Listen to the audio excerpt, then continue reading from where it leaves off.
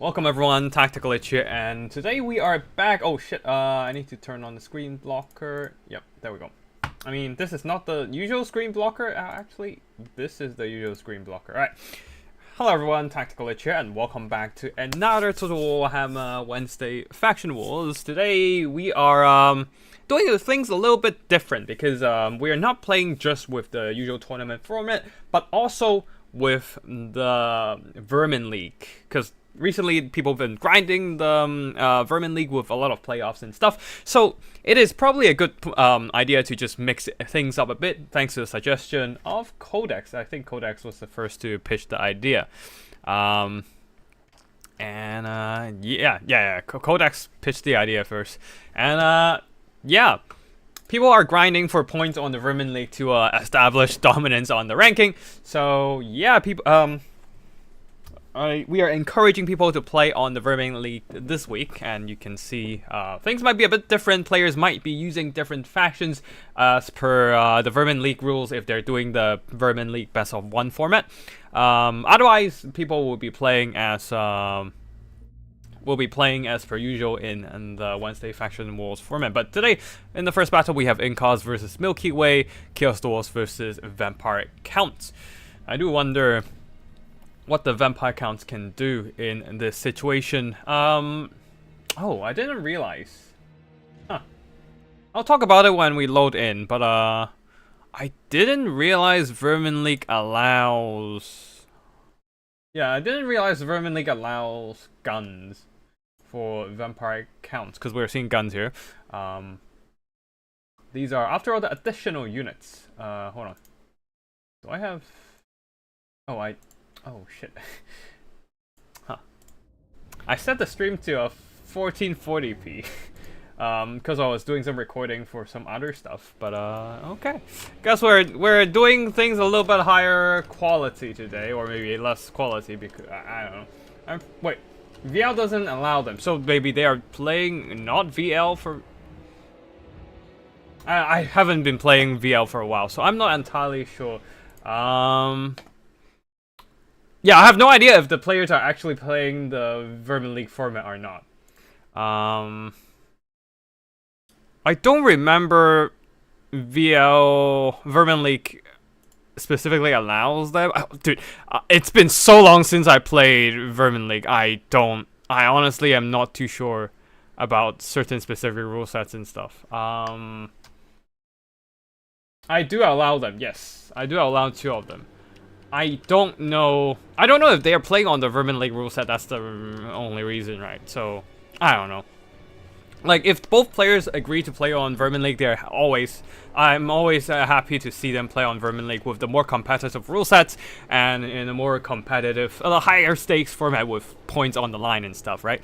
Over here, there's literally not much on the line other than I will declare you a winner once a week kind of thing. So Vermin League battles are definitely more competitive, more higher stakes, because you have internet points on the line for clout, and clout is everything to establish dominance on this course. Now, for the army builds here, Milky Way going with the Chaos Dwarfs for a front line of Chaos Dwarf warriors backed up by Hobgoblin Cutthroats and 1 single Granite Guard and some Bull Center Renders. In the skies, we have a Demon Swift Sorcerer of Hashut with, of course, we have the Flames of Asgore, that's devastating deletion spell, with Ash Storm to slow down enemies, Flaming Breath, and leading the army is Zatan the Black there.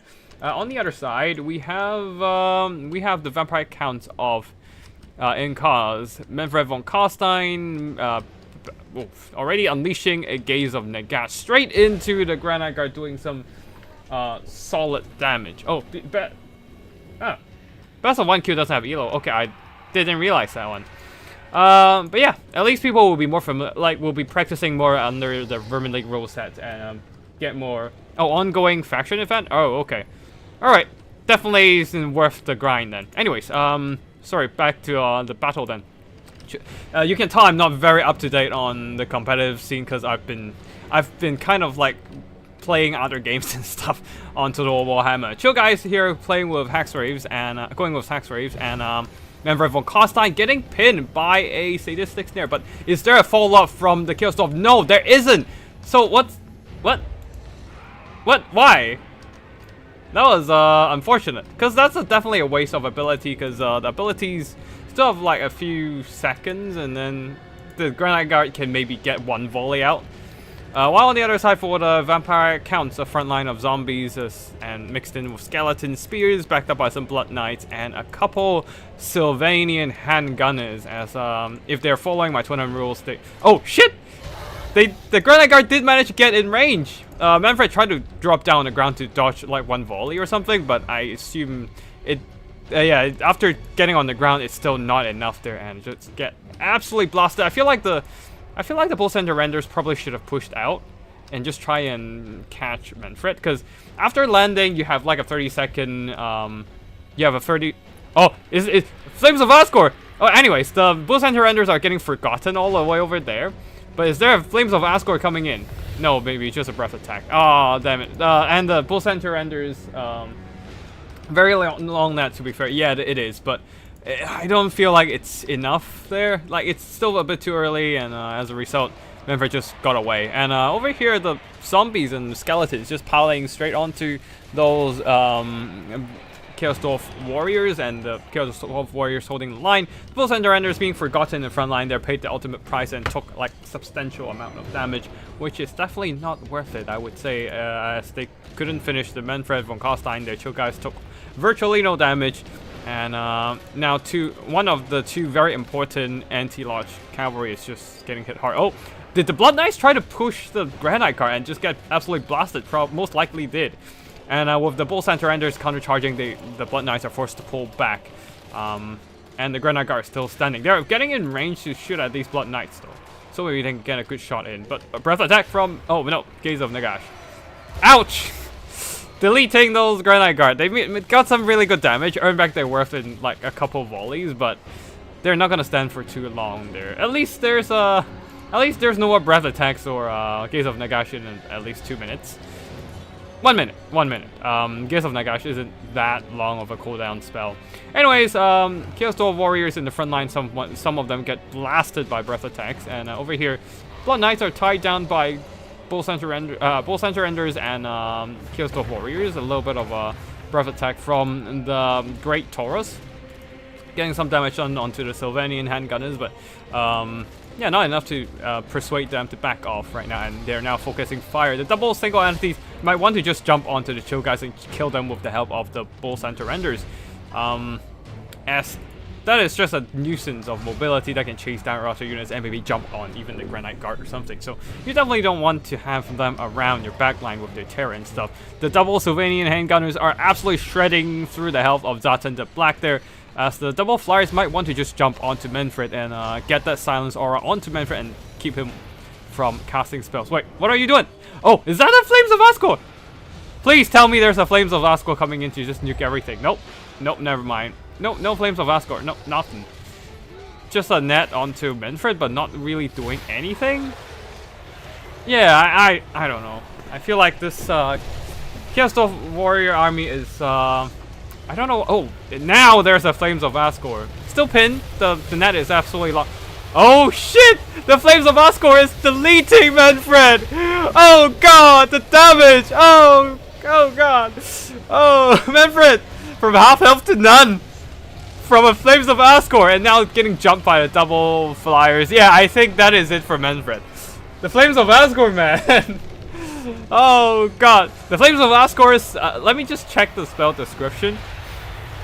Very strong versus a single unit. You know what is a single unit? Single entities. So, yeah. Okay, to be fair, it only does so much damage because the hitbox of the dragon is so large. All the projectiles from the Flames of Asgore just hit Manfred. And also, everything bursting out from the middle also hit Manfred and doing damage. So, yeah. Manfred getting deleted by the Flames of Asgore. Beautiful stuff there. But at the same time, Zatan the Black is also extremely low in health. But good news for the Chaos Dwarfs is that the two Blood Knights took so much damage trying to push the front line there. Instead of flanking around, they tried to push in the middle, eating a bunch of Granite Guard fire, who earned back almost double their almost 2,000 gold. I think their worth is like 1,100. So still a bit away, but yeah, earning substantial value there. Now the Chaos Dwarves, all they need to do is just start pushing with their infantry, and this very healthy Demon Smith Sorcerer dropping in some breath attacks would be good enough, honestly. Here's a breath attack.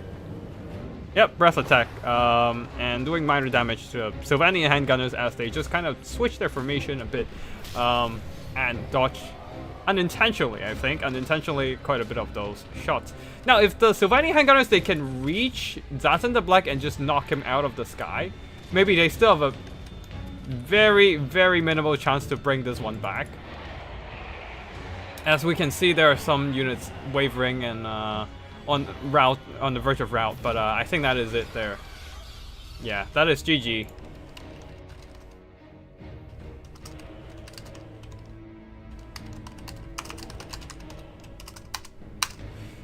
Alright. The Sylvanian handguns got some solid damage, but Alright, that. Okay. We didn't see the post-battle screen, so we'll jump back in. I'll quickly check the bracket and see if we need to start playing soon. And yeah. But I'm not entirely sure. I'm not entirely sure what. Oh, the faction conflict event on. Yeah, that explains everything. People are grinding for points for each faction on the Vermin League server. And right now, who has the highest point? Oh, Dark Elves from Flower seems to be leading the faction event right now. Who else? Yeah, we have some very strong players in there as well. Maybe I should join as well. I'll see. All right. But yeah, I haven't played Vermin League for a long time now. Because the best of threes usually feels a lot more commitment than I would like to. So I don't usually play best of threes myself these days. And recently, I've just been playing a lot of Space Marines 2. Because I finished a single player campaign, but I need to finish the multiplayer campaign. Just try out all the missions in the multiplayer and just grind some cool gear and cool points for abilities and whatnot. So yeah, we'll been distracted by that as well, and yeah, watching anime and stuff. So I'll admit, I have not been the most active. Wait, Codex is already trying to get into the leaderboard twice. He's on the leaderboard for now. Wait, no, he's on the leaderboard twice! Chaos Dwarves and Vampire Coast! Can he do it a third time? Because he's going Cathay this round, I think. Yeah. We shall see. It will be funny. It will be incredibly funny if he represents himself 3 times.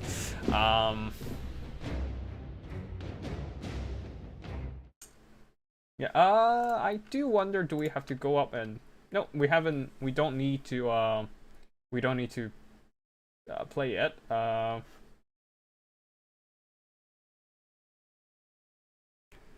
All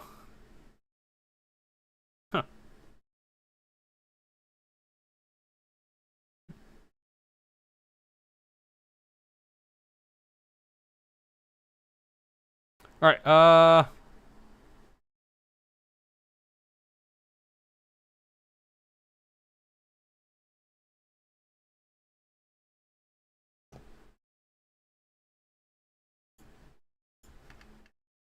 Let me just check. Do we have I need to jump between servers to look at stuff because yeah.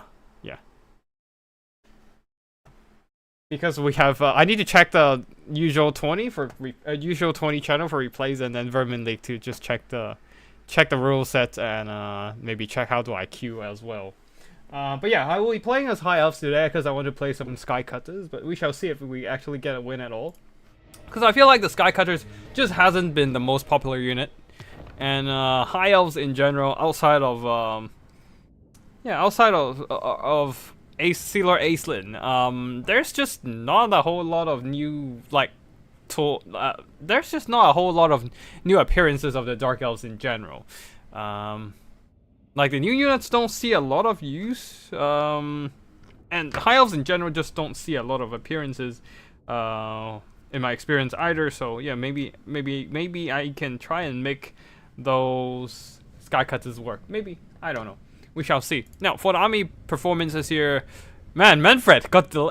I was not expecting that Flames of Asgore to hit him that hard there, but yeah.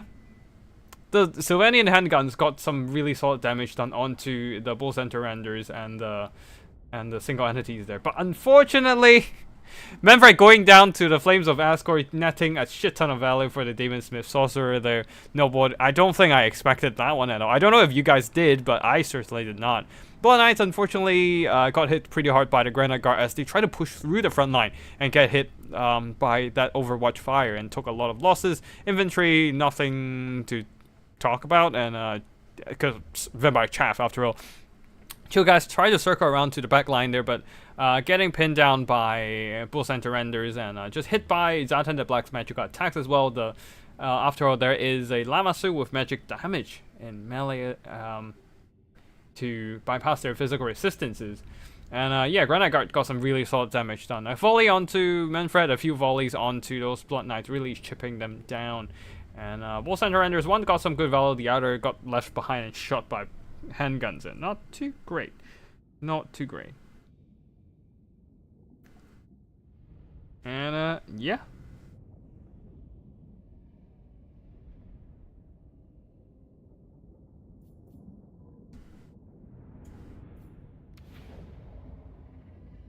Oh, he's already done it then.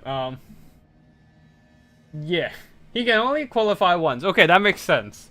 But I assume it's just a plugin showing him twice automatically, as there is no way to deny a person from entering twice, I assume. It's just how the plugin works. I have no experience in like actual programming, so I don't know. I don't know. But yeah. Oh, actually I need to I always forgot. I need to plug my stream sometimes elsewhere as well. Let's see if we should start playing, or if Curio and Hamster Berserker are still on. I think they're still in the middle of a game. Let me just quickly ping them and see if they get to start a game or anything.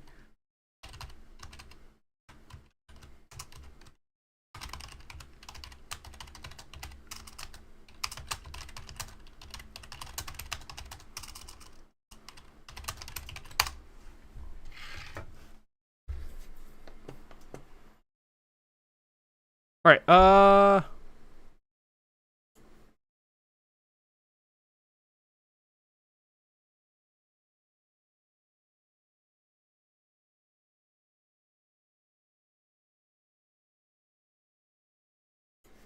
okay.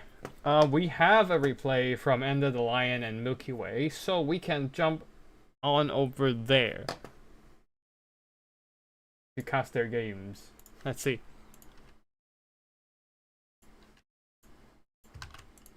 While we wait for Hamster Berserker and Curio to conclude their 1v1.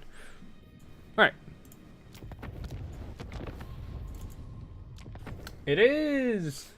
Oh, this is okay, so this is the Vermin League format, I think. End of the Line going with Wood Elves, Codex versus, going with Grand Cathay, and yeah. I mean, if they're playing on Vermin League rules, they will be following the Vermin League rule sets for unit picks, map selection, and just unit limits as well, faction picks, whatever.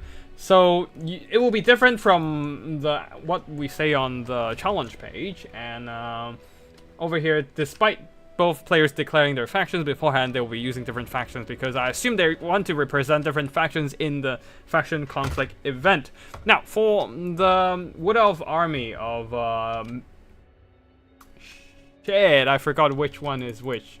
I think Incars is playing as Wood Elves and Milky Way playing as Grand Cathay. So anyways, we're just referring them to Wood Elves and Grand Cathay.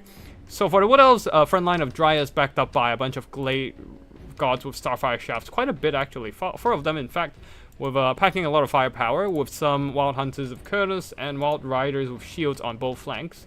And some Eternal God as well, providing some anti-large mobility, anti-large presence and mobility presence. One of them anti-large mobility presence. And that is the only one that has overlap. Leading the army is Drychow. It looks like Milky Way is ready, so I am gonna... Sorry, I'm gonna quit. Because we are gonna go and play somebody else. With, the game. Alright, we'll come back to the replay later. So, yeah. Because we don't want our opponent to wait for us too long.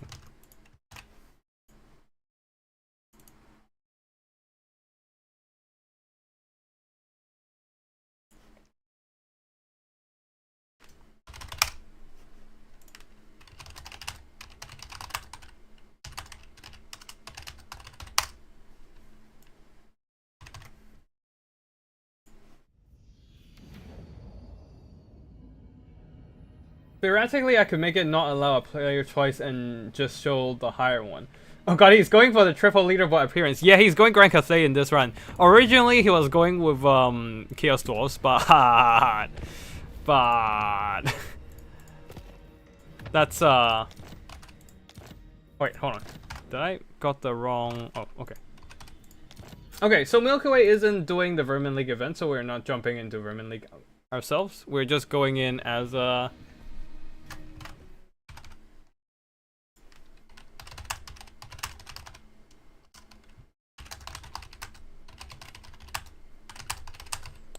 We'll just go with a normal Faction Wars game, which we are going with a High Elf Sky Cutters in this run. I'm just trying to use some less used units here, but Milky Way going with Chowie. Oh boy. Oh boy!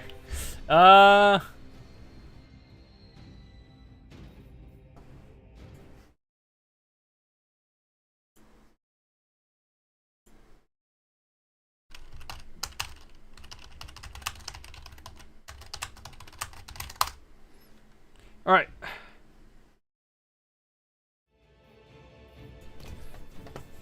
Alright, let's see. Chaos Dwarfs. A lot of firepower. Absolutely gonna shred through my Sky Cutters. We're still bringing Sky Cutters regardless. And, turn off chariots. Maybe I should just grab a couple Lion Chariots. And then ships companies are gonna get trash. I don't give a shit. That's their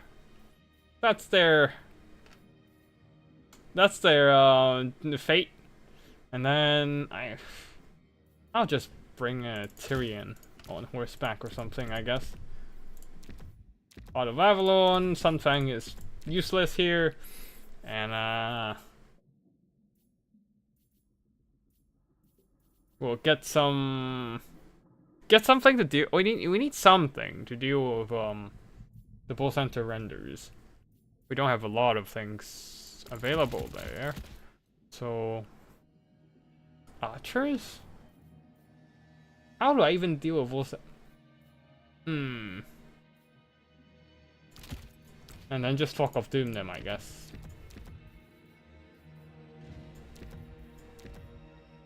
Wait, no, that. Pit of Shades and Pit of Shades them, that, and then we don't need Smoke and Mirrors. And then drop a Pendulum along the line or something like that. And a few... The archers are not really useful here.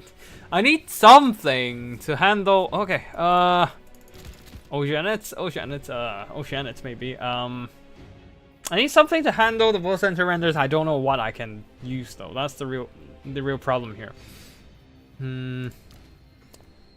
Those Oceanids are like the perfect counter to Blunder buses. That's 70% of damage mitigation right there. But again, I don't have any answers to Bull Center renders. Oh, sorry. Yeah. No, I don't.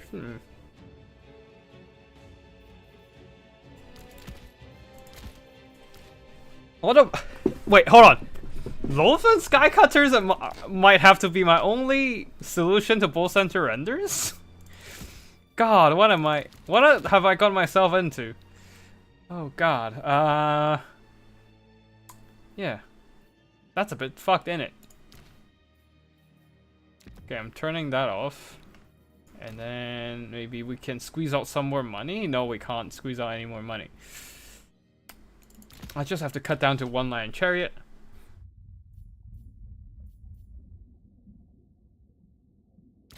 Or maybe I'll just get 3 lions?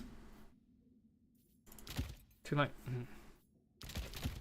Maybe I'll just get 4 lions alongside the ship's company and see what happens instead of oceans. So that we still have some money left for mobility.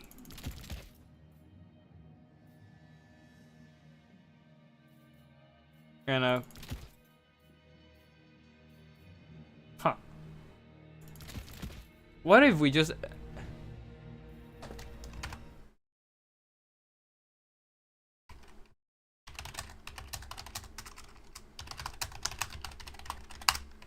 okay,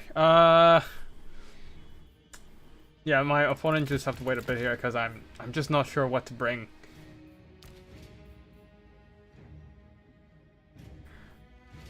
And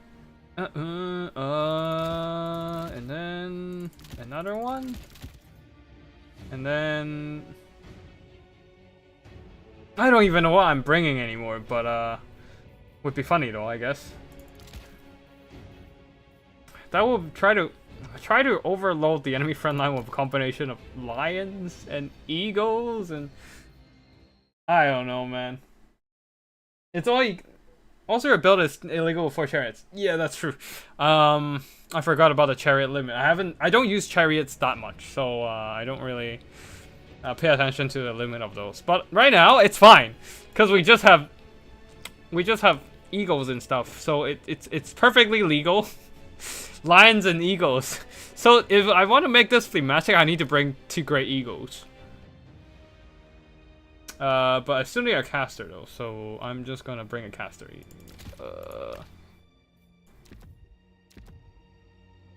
Shims burning? You joke, but like, maybe Shims burning gaze can work? Nah, I'm gonna. Huh.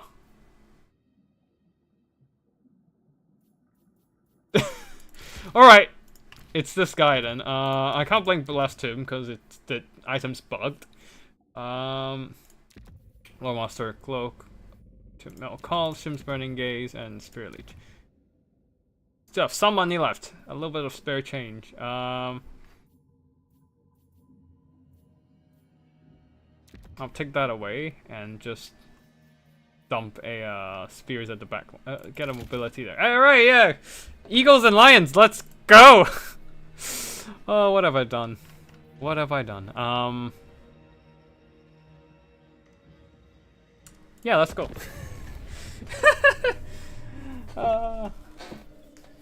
Dragon Princess do alright versus Centaurs in my experience. It doesn't matter now. We're not taking that.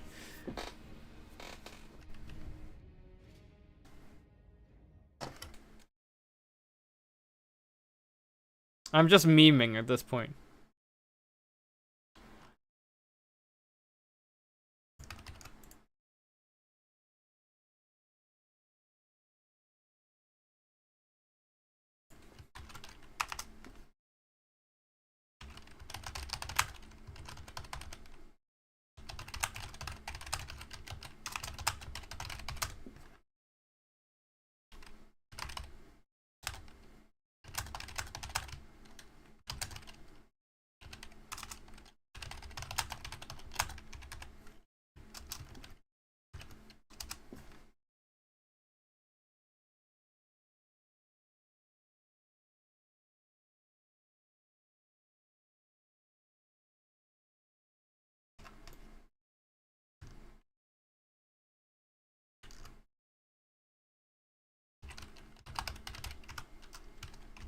Alright, sorry, I'm just quickly posting some stuff all over the place.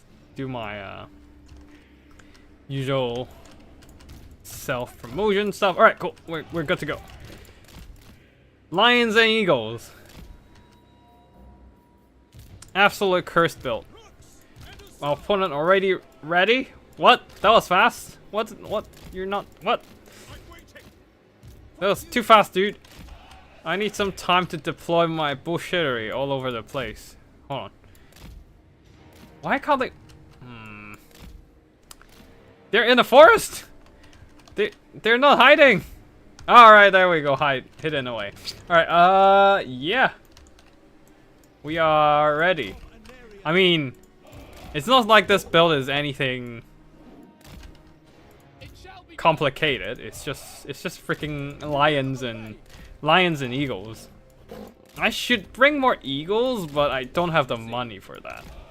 And I also want Tyrion here, just for this one. And then this guy, we have a couple of these guys over here, and then these guys are mobility, and then actually these guys should have their formation locked. All right, ready to go.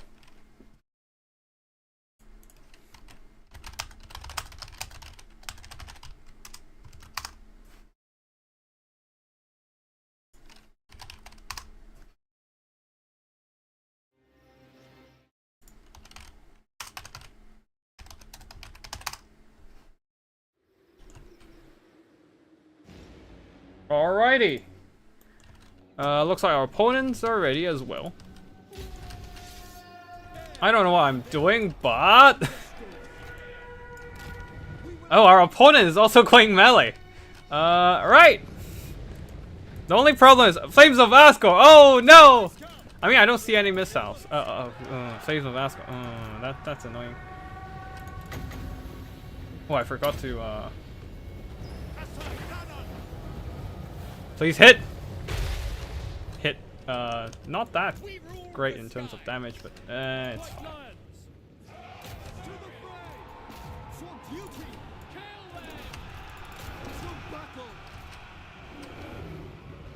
Oh, they heal. I forgot about the heal bit. Alright, they don't have anything to deal with my my skirmishers, so I think we could just have them on skirmish mode and just keep chipping away. It's fine.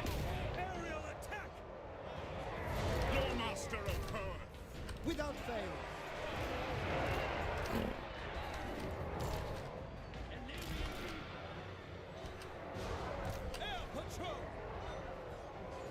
Defender of Huh?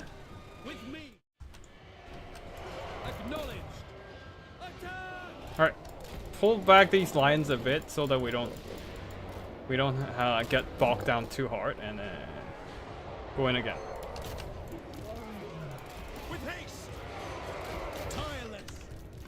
Oh, actually, I might need to be careful about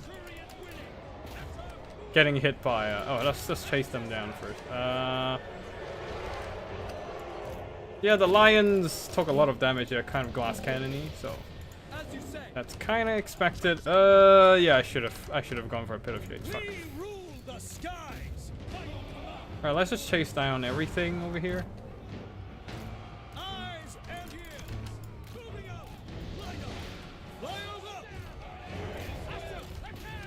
Alright, slam them at the back so that Tyrion can go and help out somewhere else. Warlands unfortunately aren't doing too hot with the leadership department there. Alright, turn that off. We might need to charge down on the ground for a bit. Alright, you guys just start chasing things off while you're at it.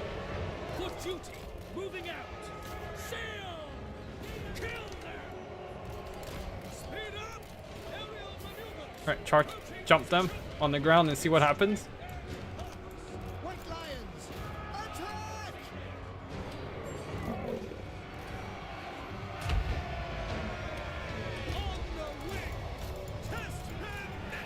Alright, they are kind of chased down.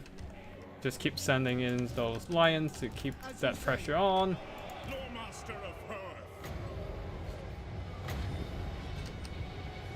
I have magic. I don't really care at this point. Just use the magic man.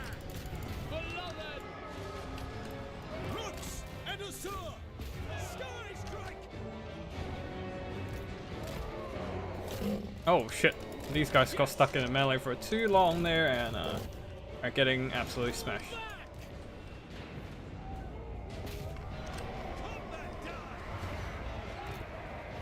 I didn't get anything to provide support to my army, which is a big problem on my end, I would say.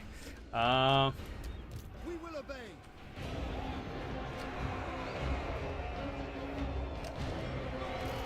What are the casters doing? What are their characters doing? Moving on. Advancing. Arthur, withdraw.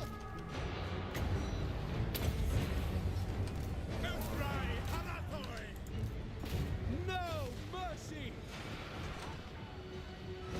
Air patrol.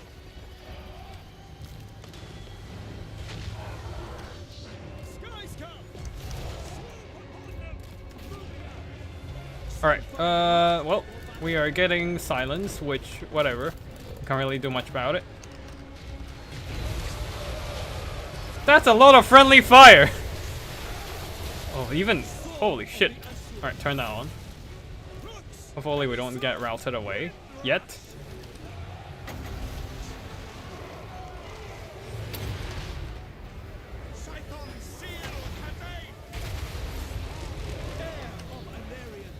Come and help out. I need you guys to help.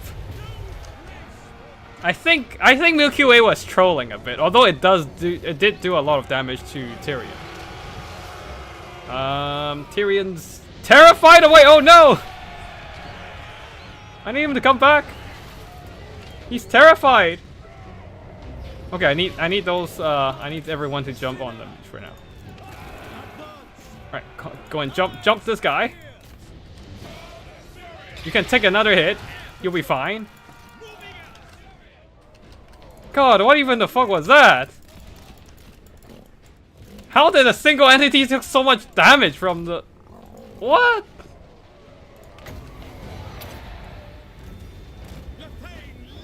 Okay. Aerial attack. Show our might. Northern sky cutter. Most likely. I go.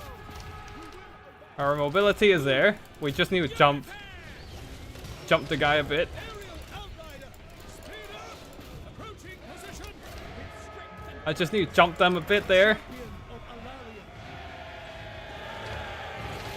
Can we get Zatan the Black? Oh! Alright, okay, white lands are here, but they're not doing too hot either way, so we probably can't rely on them at all. Okay, can we at least kill this guy? For duty. Forward. Air of Alaria. Okay, Striking force. Tyrion is just walking alongside Zatan instead of attacking him. Okay, there we go, a hit. We need a few more hits, guys. Although Tyrion is buckling. Oh no! Tyrion, your leadership! Why are you routing? You're so close to the win. Alright, just get closer and come over here and start chipping them away. The chariots is still there. Although, yeah, it's not going too ideal for us. I need probably another minute or so before we can get anything. Before we can get the heal or anything. Yeah. Aerial outrider. No place for doubt. Moving up with strength and purpose. Okay. Zatan is down. Skycutters for the win. Turn that on so we can fight them in melee. Northern sky cutter. I don't know if that's 2 minutes since his last heal. I can't see the cooldown on that ability. Oh shit! Everyone, run! Oh yeah, there we go. Heal. Run! Run! Run away! Run away! All right, there we go. Go back. Fight him in melee. You can do this. Assault tactic. Air of Anarian. Run away! Run away! Alright, everyone, just go back to fire at will and start kiting away and chip them down. I don't have spells, so I don't have to worry about their pesky shallots of blood and darkness anymore. Defending order. Northern sky cutter. I probably did more friendly fire, honestly, with the breath attack. Quite approve of these builds for most part. Yeah, it's all about that melee fighting, man. Of light. Oh shit, Tyrion is getting smacked. How are you terrified again? What the fuck, Tyrion? Why are you still not immune to psychology at this day and age? Like, come on, guys. Come on. Literally, I have to just carry this shit with the Sky Cutters. It's crazy, man. Alright, Tyrion is back. Tyrion is back.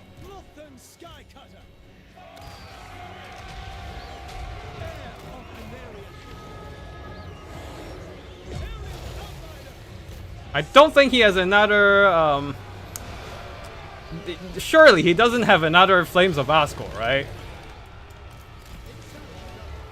Surely there can't be another Flames of Asgore going on in there, right? Alright. Oh god! That was a close one, but I think we have this under control. Just need to keep escorting that that Demon Smith Sorcerer off the battlefield and we're good. We're Gucci. Alright, yeah. The Lions can just chase down some routed Chaos Dwarf Warriors. We have nothing else remaining on the field. Alright, you guys can come over and help.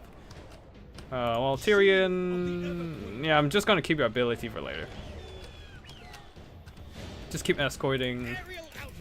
Alright, just keep escorting that hero away while we feast on routed troops. Alright, you guys, you Lions, just keep chasing those. I need the Sky Cutters to get there and keep things chased down. Still not getting a hit. Oh well, Tyrion got a hit in, it's fine. Just keep everything routed. And if we can get a good charge on, maybe we can route them a bit. No, we can't. We just need to ping pong among units and try and get some more damage done. And get out of there. Alright, the heroes are out. We just need a big alpha strike and route the stuff in the middle and we should be Gucci. Shattered, we don't need to kill them because that's not a lord. Cycle charging with these guys. Sky Cutters! Did they earn back their worth? Kind of they did. They kind of did. Not in the way I imagined, but still did. But yeah, this is a crazy Chaos Dwarf build, I would say. I'm not taking the fight yet. I need to kill off their scattered troops first. I don't wanna take this fight just yet. I have the mobility advantage. Let us just pick off their units on the side. Alright, our Inland Reavers are done for. So we just need to rear charge the Sky Cutters! Right. The Lions are there. 5 of them. I was not expecting them to hold on till now. Like, damn. Alright, side charge them because they aren't brave, and then everything slam them. Turn that on. Wait, where did you come from? What the fuck? Right, kill these the warriors. I need them to get routed, like, now. The tactical reserve orc laborers. I didn't even see them. Where did you come from? Come on, just route, guys. Just route.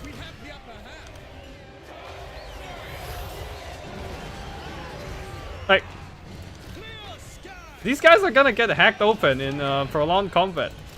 Okay, I need them to cycle charge now. I can't just let them sit there. All right, those routed. These guys routed. Army losses. GG. Huh. That was a tight one. Oh boy. Got some good damage from the Lore Master as well. The Shim's Burning Gaze. Poked off some health from the Demon Smith. I probably should have just aimed the Shim's Burning Gaze at the Lamasu instead. That probably would have been a more reasonable use of magic. I heard somewhere that Sky Cutters charge better when landed, by the way. Oh, might have to test it out later, but yeah, sometimes they worked out this time, earned back their worth and whatnot. GG indeed, GG, and GG to our opponent, Milky Way as well. Getting some, yeah, the Lions, the White Lions underperformed really hard. They should actually perform well here because of them fighting armored infantry, but I guess it's just the Chaos Dwarf warriors themselves are also very, they just have too many numbers, and the White Lions are completely surrounded and grind down by overwhelming build of Chaos Dwarf melee. There's not a single missile in sight in this. Oh, on the ground here. In the skies we have the Lofen Sky Cutter, but that's basically that and the Demon Smith Sorcerer. Those are the only missiles in the game. And if you count Shim's Burning Gaze, maybe. But yeah, Tyrion tanked it out with the Heart of Avalon.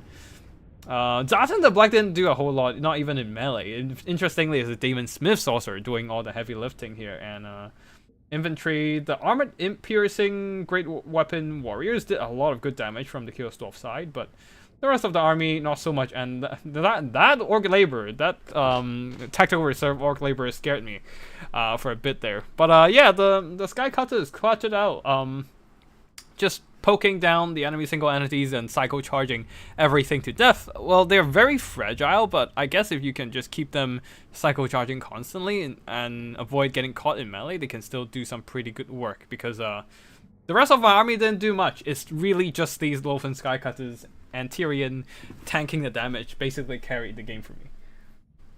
Got that meme where the guy walks with his girlfriend and checks out another chick? The girlfriend is Doombolt and Nail Girl on the block is Flames of Asgore. Funny enough, when the Flames of Asgore first came out, it was broken as fuck, but I guess not anymore. But then it's making a comeback. Like, dude, so much damage, even on the single entity. Like, the Flames of Asgore are making a comeback ever since they got, like, it's like early Warhammer early Chaos Dwarf DLC Flames of Asgore all over again. It's just delete stuff. Freaking hell, man. Does so much damage. Alright, next round there, I want to see if who's my opponent, and do we have to go Vermin League? Alright.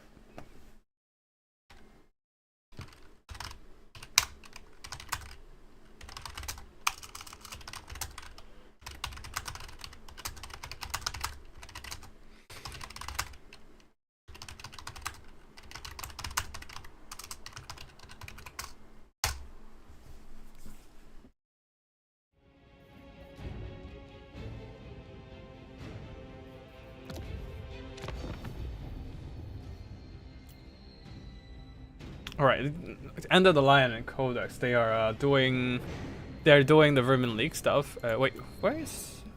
Oh, VZs versus CD. Yeah, this. Wait, no, we've seen that. Where is the other game? No. This one? Yeah, oh, Greenskins versus Dawi. Huh. Oh, wait, right. Oh, okay. So those are not playing as okay,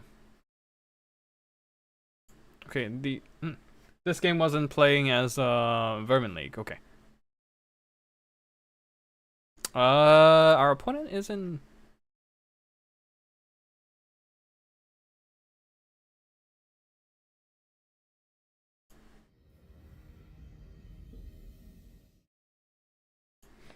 Okay, just gonna wait for our opponent to show up as we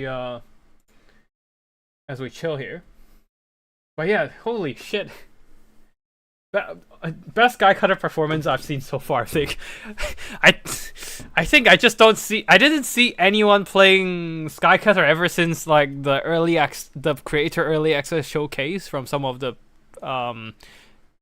content creators.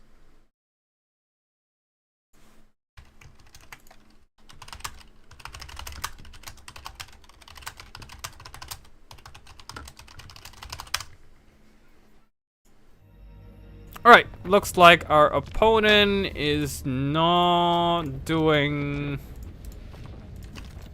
Vermin League either, so we're just gonna go in. But yeah. Oh wait, shit. Huh? Alright, there we go. I think I just typed the password wrong. And those might be a tricky one. Oh no, it's another lions and it's another build of lions. All right, it's another build of lions and eagles. All right, cool. In that case, hi elves. I am going. We're literally just going in with the similar build, not the same build, because I don't think we're gonna go lions this round. Instead, we're just gonna go, yeah, a couple lion chariots of trace. I am not taking Lothland Skycutters. I absolutely despise bolt thrower version. I mean, I'm taking Lothland Skycutter, just not the bolt thrower. Maybe. I don't know. I just can't justify using the bolt thrower version. I'll just bring those because the regular ones are gonna get outranged by Dawi shooting, and then I might as well just have a mobility artillery. All right. At least they can like juke in and out of the enemy artillery range or something like that. I don't know. But yeah, white lions, and then I want to bring swordmasters, but I'll just bring white lions. It's fine. Tyrion on foot Tyrion once again. This time on foot. Or like, yeah. Ah, shit! Chariot limit. Forgot about that. Thanks for the reminder. I guess I'll bring war lions then. Yeah, war lions, and then just bring a lore master. Yeah, just bring a couple fighters on the ground, Earthblood, and I'm not gonna bring Malkovs. There's not really a point on that one. Harmonic convergence, and try to punch through the enemy a bit quicker. That might be neat. Oh, wait, why is this wild form might be nice? Oh, we have enough stats to overcome the enemy front line, I think, with the white lions. But yeah, thanks for a reminder. I always forgot about that part. This is within limits. We just have lions now. 900 gold. What can we do here? Not much. Really, not much. Fuck it. This is how we roll, I guess. Yeah. I just got to pray we're not gonna get nuked by artillery. Yeah. Nah, I'm not gonna bring that actually. We'll just bring lions. Perfect. Yeah, I think that will be it. Pain and Repose, Heart of Avalon. Standard stuff. Lion chariots, war lions. Yeah, I think that is it. And then we still have some fun left over. Funds left over. Just bring Foe Seeker for the late game vigor refresh, and we're good to go. That's 500 models and then some lions. Lions and eagles again. Hey Gibson, doing alright, just having some chill games today.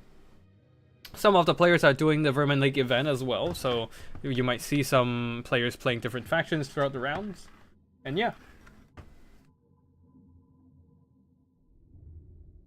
Yeah, doing alright. Just chilling and yeah.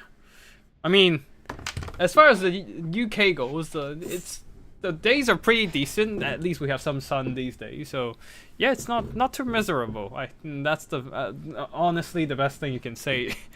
That's as good a thing you can say about life in the UK, I guess.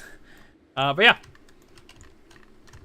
yeah, recently getting a bit busy, so which is why I didn't play as much with Warhammer and stuff. And next week, I will be. Oh shit! Sorry. Just got a message. All right, cool. Yeah. How would you like a range white lion infantry? I feel like that would not mix in well with the theme of white lions in general.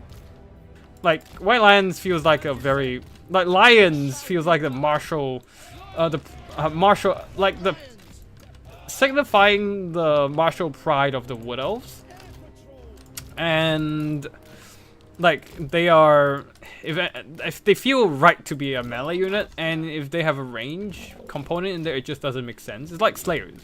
The only way a Slayer's work is to have a ridiculous unit like the Goblin Hewer.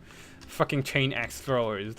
It's so ridiculous it works, but for the Wood Elves, White Lions specifically, I don't see how that like synergy that would go. I don't see how that would work for the Wood Elves for the High Elves in that way. Yeah, so I don't think that is the best idea in my opinion. No. White Lions type units have range resist would be nice for counterfire. It would be great, but I don't think thematically that works. Also, it's like I think the idea for all these units is that all these unit designs are designs created by Games Workshop. Everything we are seeing here got consulted with Games Workshop. It doesn't only work in Total War Warhammer, but also on the tabletop. An example would be the Grand Cathay Army on the tabletop that they revived with the Warhammer Old World, and like all those armies have like a thematics, are pretty much thematic in a standpoint of both narrative and just the tabletop gameplay. So I don't see how they would introduce like a unit specifically for. Oh shit! Forgot to. Ready? Good luck, have fun to my opponent there. Forgot to tell our opponent we're ready. But yeah. So yeah, like it would be an interesting idea to have something, say an axe thrower for the White Lions or something like that. But that probably wouldn't happen. Also, I don't think the High Elves are getting another DLC anymore. This Slaanesh and High Elf and Norska DLC was probably gonna be the last DLC for them, because we are pretty much in endgame Total War Warhammer 3 at this point, or Total War Warhammer Trilogy endgame as a whole. Because after this we're moving on to Total War Warhammer 40k. So yeah, I think. After the Vampire Counts DLC, that's probably gonna be it. Oh well, there's also another DLC before that with the tiger people and stuff like that. That CAT's a while back, but probably gonna come out at the end of the year earliest. So I don't know. Yeah, looks like our opponent's ready. We're just gonna start pushing. Okay, they have quite a bit of range opponent. We can start picking off those. We can start picking off those Iron Drakes.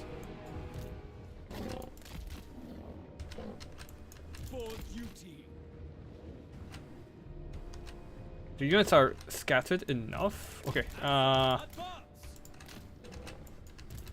That's a lot of hewers. Holy fuck. Nobody expects so many hewers, guys.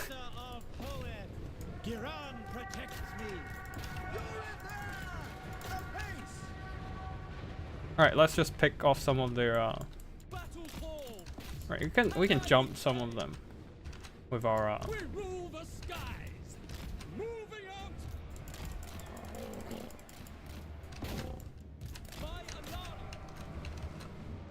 Okay, Warlions can tank some of the missiles, so it'll be it's not ideal, but they'll be fine for a bit.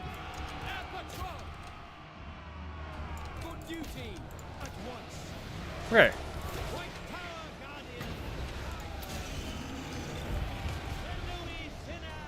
Warlions are not gonna enjoy that one, but fighting Slayers and whatnot. But they'll just have to take the hit.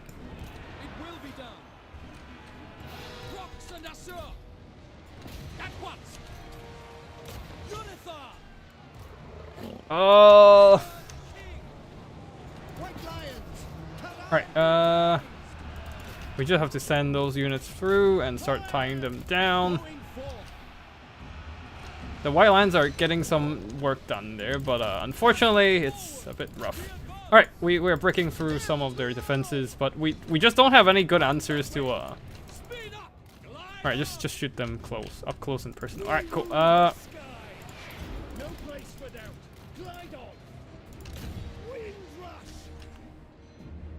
White Alright. lions. I don't know if we can get this work, because the chariots are gonna get hit hard by the throwing axes. By those crazy throwing axes. Alright, you guys go and jump them.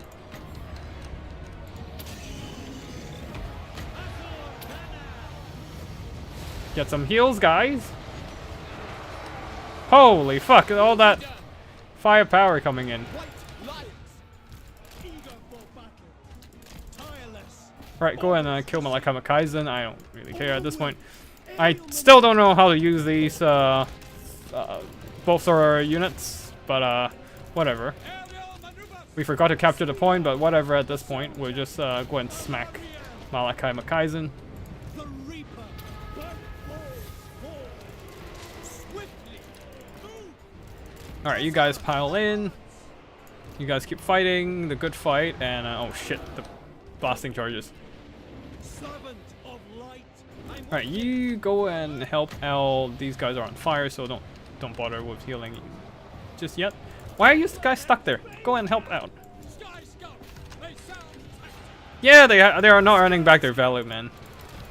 Fly over. Sky strike. Lawmaster of Hoenn. Just heal them a bit there. I forgot to micro them, and now they're getting shot by goblin hewers, but thankfully the hewers are done.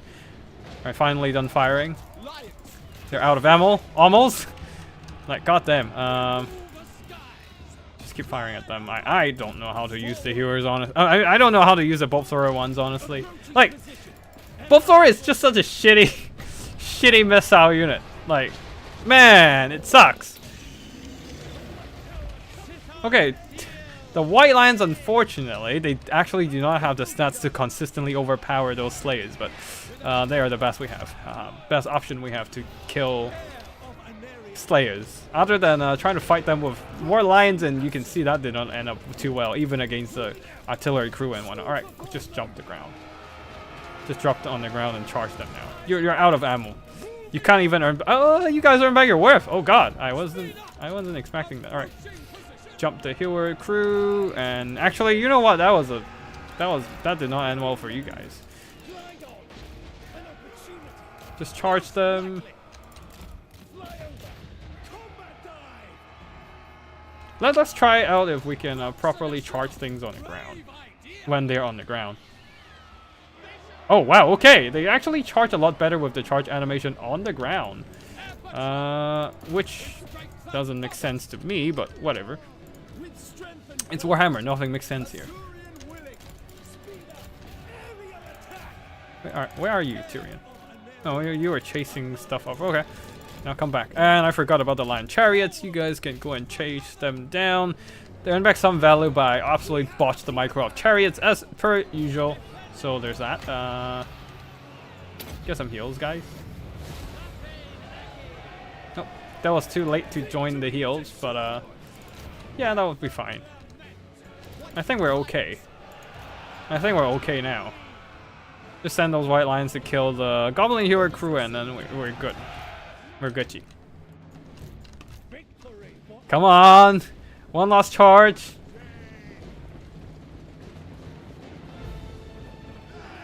Boom! Side charge, and they're quickly routed away. Oh shit, I forgot about microing stuff.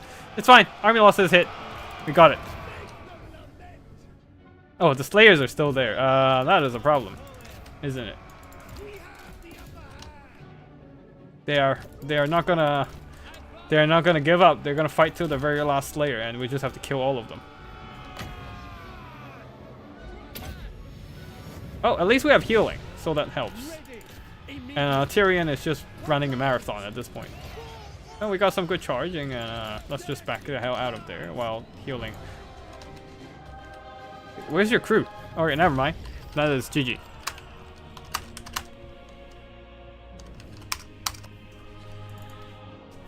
This is a scary Dwarf army. So much damage output indeed, but it's a lot of damage output, but not enough to hold the line, I don't think. One of the Bugman's Rangers earn back their worth, shooting down stuff, and Bugman's Rangers in general are just a tough bastard to kill, because not only do they have solid melee stats, they're basically a mid-tier infantry melee stats. They also have the liquid fortification healing. Basically, they drink beer, and that heals them. And that's a very dwarven thing, I would say. And yeah, one of the a couple of these goblin hewer got some really solid damage. Shooting at the lion chariots and just shooting stuff and fighting through stuff in general. I send the war lions into them, and then the crew just kills the war lions because, well, after all, they're slayers and have slayer melee stats. So they did fine when being jumped by war lions, and the war lions, they got some good value because of how expensive the goblin hewers are, and then dragged down some iron drakes and chased down router units and whatnot. But yeah, overall, it's the lore master did well and just beat the shit out of Malachi McKaisen as expected. The chariots, White Lions missile resist coming clutch, I believe. Yeah, they tanked a lot of good damage from the Iron Drakes for sure. They have armor, they have missile resistance, that really helps. But in the end, still, they didn't really perform that well because they were just getting heavily shotted. But that bought time for my other stuff to do their job, I guess. War Lions still managed to earn back their valor, which is great. Just cutting through enemy infantry, the missiles especially. But yeah, GG. I was not expecting 4 Goblin Hewers. That was definitely a meme build. I mean, I'm memeing a bit with the Loven Skycutter, but everything else is pretty legit against the Dwarves, so yeah. GG to my opponent there. And I think we are moving on into the final round. Are we gonna finally try out the... Okay, hello to my opponent. Oh, by the way, Ender the Lion is streaming on YouTube as well. You definitely should go and check his content out. I mean, I would love to have you guys here as well, but definitely you guys should jump over to his stream as well and give him a like and subscribe. Yeah, he's been doing a bunch of Warhammer content, and he does his own videos and streams. Definitely go and check out his stuff. Yeah.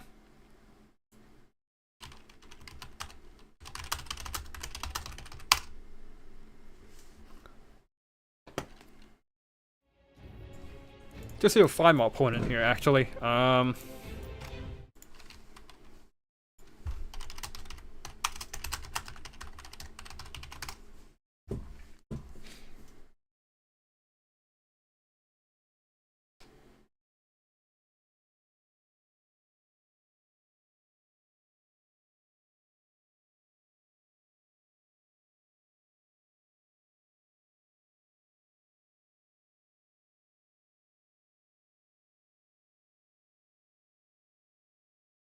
Alright, looks like my opponent do have a lobby, and I will jump on over.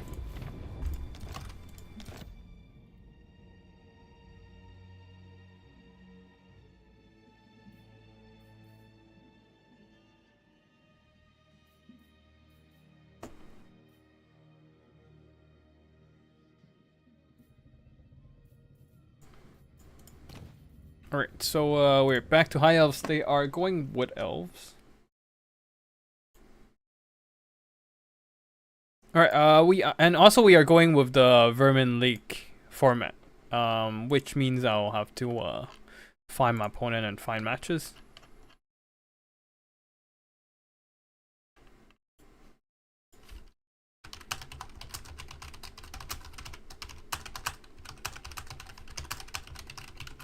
I'll still be playing High Elves with I'll still be playing with High Elves either ways though. So yeah, there's that.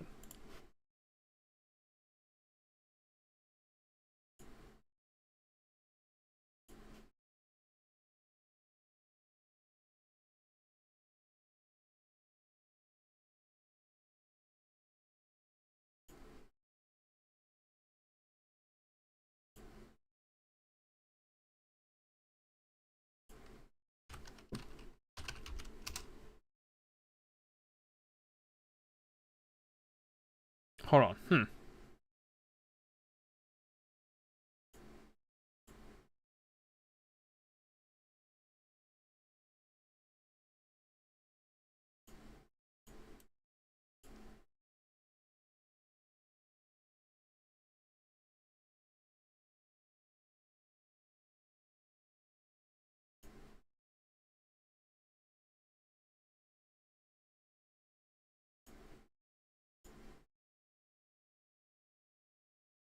Excuse me, just trying to figure out the yeah, just trying to figure out the Vermin League stuff.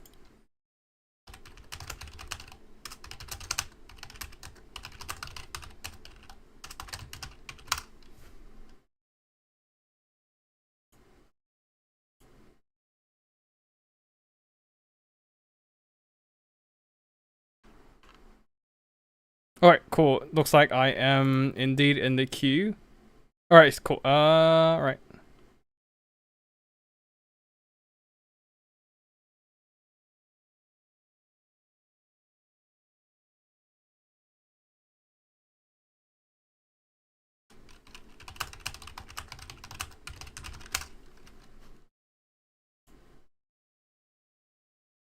And High Elves versus Wood Elves.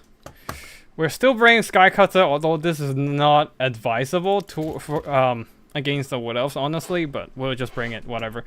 And try to make up for it with the other stuff.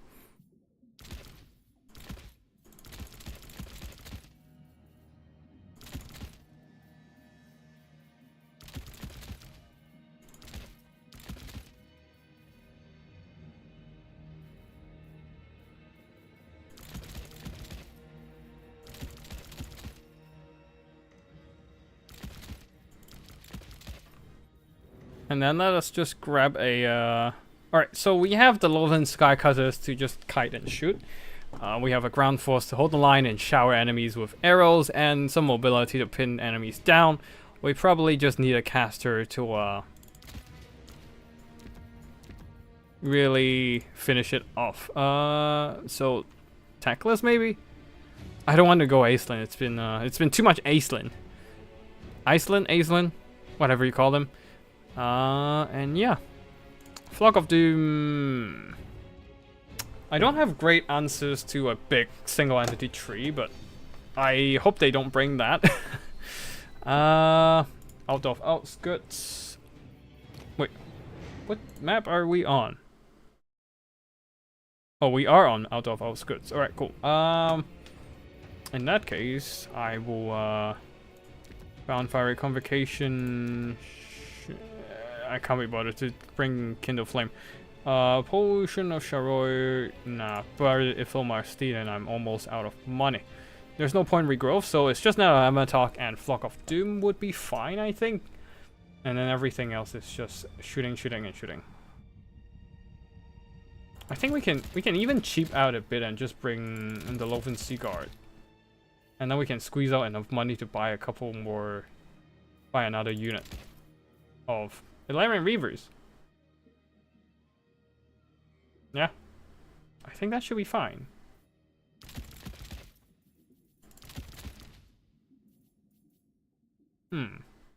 Nah, I'm not gonna...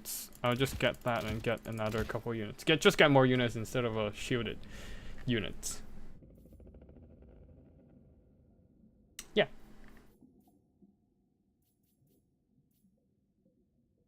Like, outside of the Skycutters, this feels a very traditional Wood Elf build. Yeah. Loven Seaguard will be... Actually, you know what? I will still bring Loven Seaguard with shield. A couple of them at least. I feel like I need them. I need a bit of shield presence.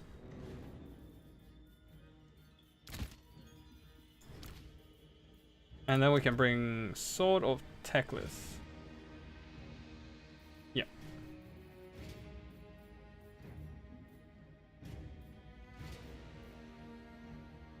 Turn off Shield of Safari.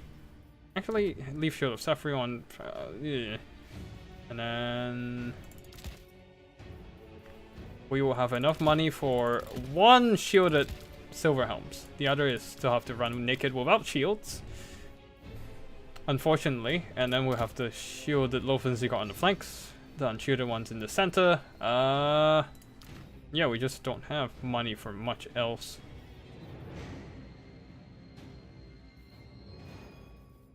Yeah, it's Wood Elves, too expensive. Right, I forgot. I forgot to spend the rest of the money to upgrade my shield units, and yeah, there we go. We good. Let's go. I don't even know if this is a viable build or not against the Wood Elves, but it's been so long since I played this matchup, but we shall see. Dwarf exploring artillery has huge damage and moves as fast as Slayer infantry. They do, just the artillery itself isn't moving that fast, I think. Like the crew moves fast, just not the artillery models, I don't think.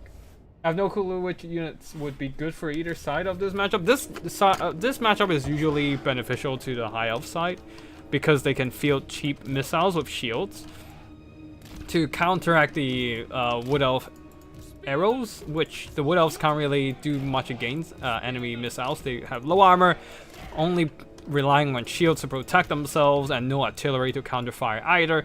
So yeah, Wood Elves are just not really well equipped to deal with the High Elf missile spam, I would say. But then again, they can always just jump the back line with their mobility and go for melee rush. I had okay success with a full-on Wood Elf melee rush build against High Elves before, and but yeah, I'm not too sure how the meta goes these days. Especially I need to do sky cutters on the field, so I don't know, man. Alright, I think we're ready. I mean, we don't have much to build, honestly. I hope they don't have Hulk. I hope they don't have Hulk Riders. That would be awkward, but yeah.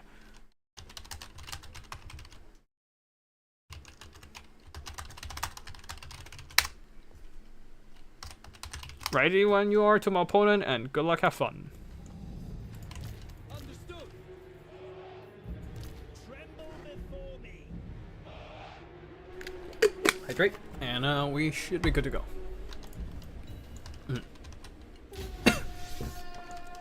Alright, that's a spears and a lot of mobility. They do have that of Emmentalk, and that is a very small army for what we're seeing here. So I expect some kind of ambusher, way watcher. That's probably the most likely idea. Need to stay the hell away from those way watchers, honestly, because I do not want Tackless to get sniped out by a combination of Prey of NF Rayma and Archer Fire. Alright, we can counter fire then.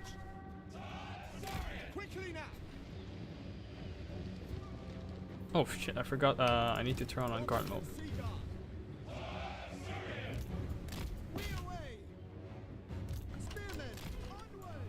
Mobility pullback.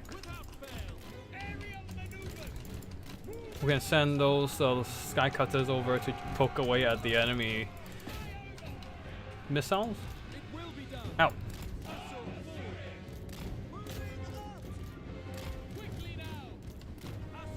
No, I don't have heals for these guys, unfortunately.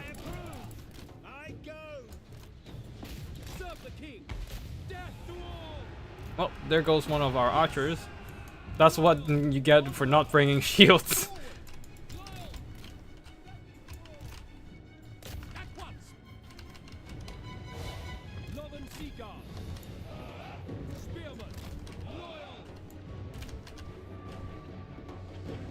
Just have to keep pushing the Way Watchers, I think.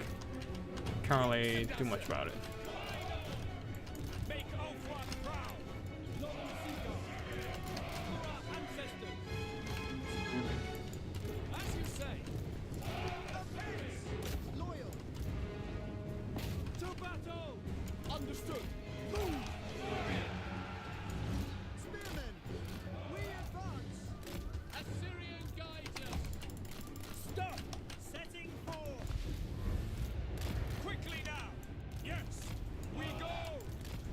Right, we can capture the point while we're at it.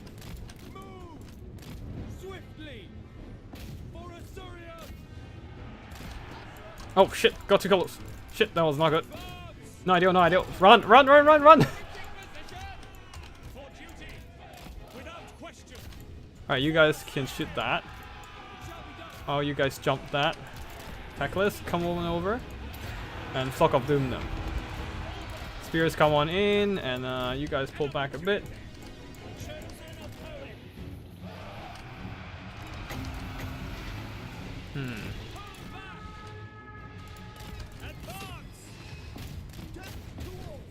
I don't feel like I wanna drop in anything, any investments for a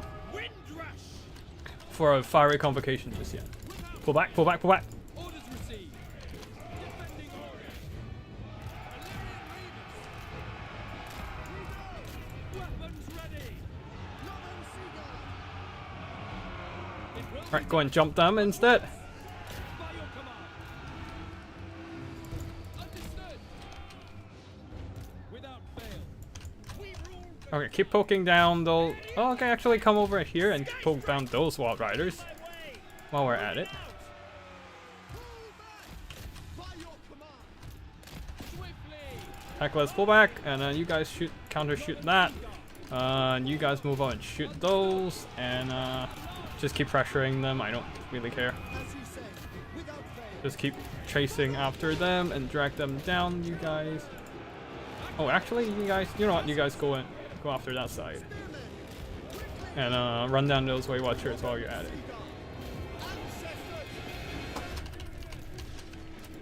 Forward. Their end is nigh. Come on, net them. Point blank shots. There we go. Thank you. Battle balls. Setting Both sides have our own nets. without fail. You know what? Just pull out your spears and go on in. Air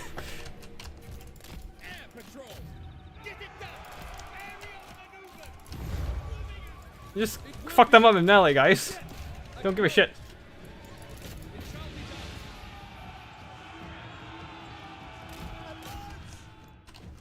done. Okay, those guys are off the map. We just now start pushing with the spears. Love and Seagull. Taglis, you got this. Oh shit. Combat die. Those guys are definitely messing up that caster there.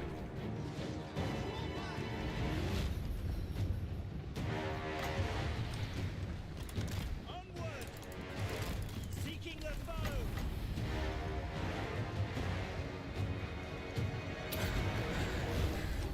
Secrets unknown.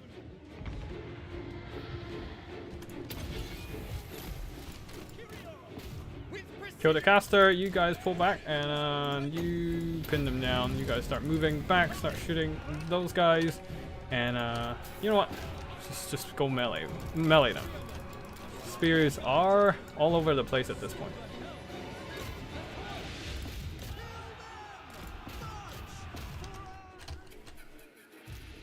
For the king.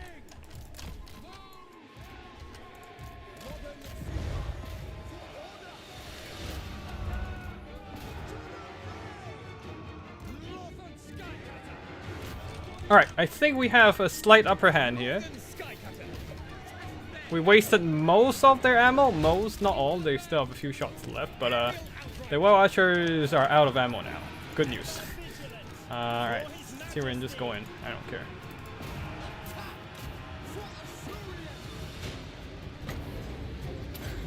Drain them down. And just charge them on the ground.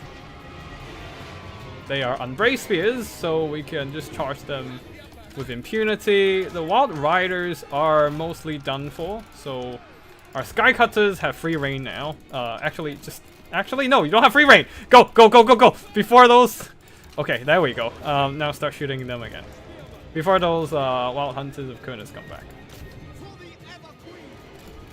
You know, you guys come back, go back to the skies as well, and start poking down the Wild Hunters of Kurnis as well. You guys are my best bet for that purpose. I still have a couple fiery convocation in my back pocket that I didn't get to use. Funny things. For duty. Victory is assured.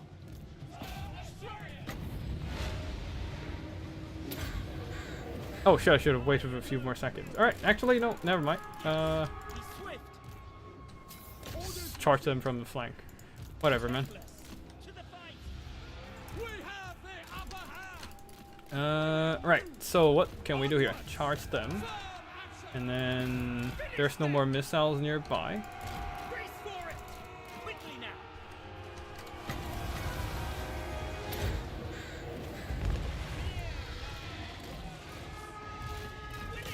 Alright, fuck off doing a bunch of stuff to death, and then I think that is GG.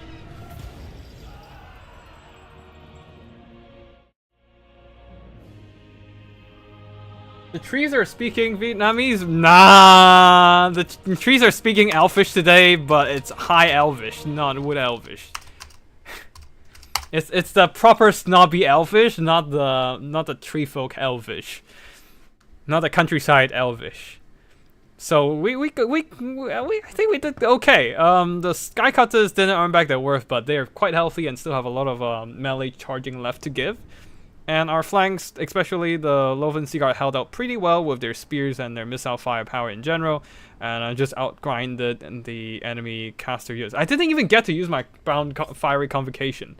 So yeah, I mean, a bit of missed opportunity, but I think we held out fine. Mostly it's because we have the spears and archers wasting the Weight Watcher firepower, just absorbing all those expensive ammo that didn't get to direct into my Loven Skycutters and stuff. So yeah, I think we did okay.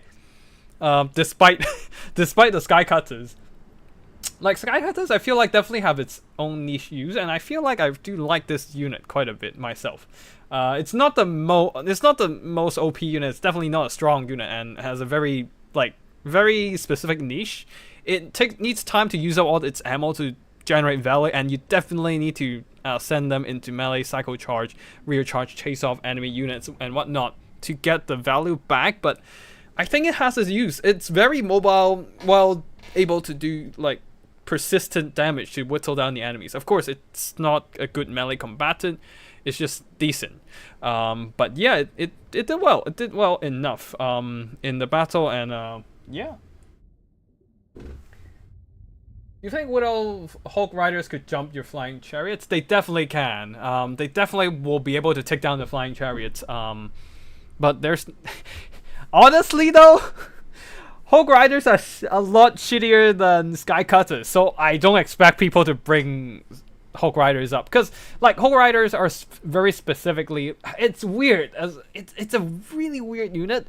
It doesn't have a lot of range for skirmishing. It just that it does okay missile damage, but it's not armor piercing, so it can't deal with armored units unless it goes into melee, because it has armor piercing in melee. The problem is it's a very fragile unit with not very good melee stats. It's very mediocre melee stats. So you don't really want to send it into melee combat either, because you're just going to send an expensive unit to take a lot of attrition damage while not using their ammo as well on the side.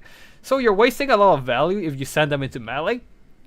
On top of that, they are too glass cannony. You can't really protect them well, and they're just gonna die to either missile fire or melee combat attrition. Oh shit, Enter the Lion joined. Oh, hello Enter the Lion. Thanks for joining my 20, and yeah, hope you had fun in the game. But yeah, back to the Hulk Rider unit. So I don't think anyone would bring Hulk Rider by themselves, because nobody like, even like, yes, Hulk Rider can specifically counter Skycutter, but that's all they can do. They can't fight other High Elf melee monsters. They can't fight High Elf in melee. They can't outshoot High Elves, because archers are gonna outtrade them shooting. So, like, you wouldn't try to gamble for countering that one specific niche unit, which is the Skycutter, by bringing an even worse unit, which is the Hulk Riders. So yeah, no, Hulk Riders is theoretically yes, practically no. Yeah. But yeah, that is gonna be the last round of our games, and I think that concludes all 4 rounds of the 20, unless there are still other battles going on. Nope, that concludes all 4 rounds of the 20, and let's see who... Is Codex around? I need to find him and go for a 1v1.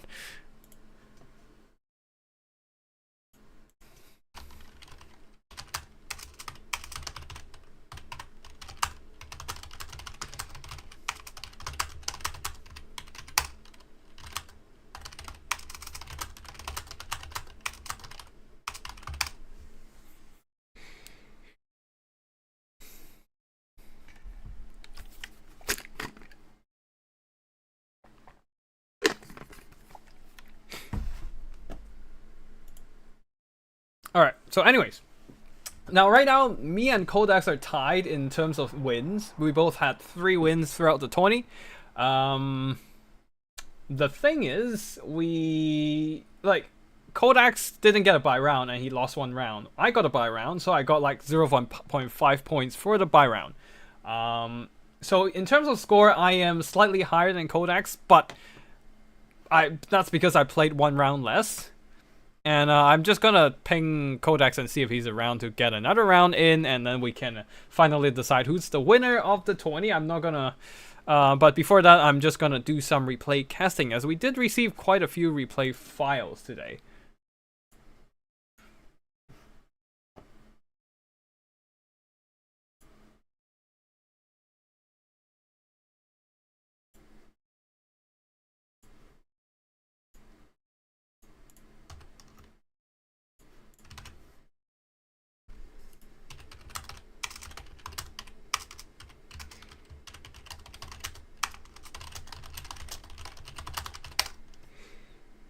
Alright.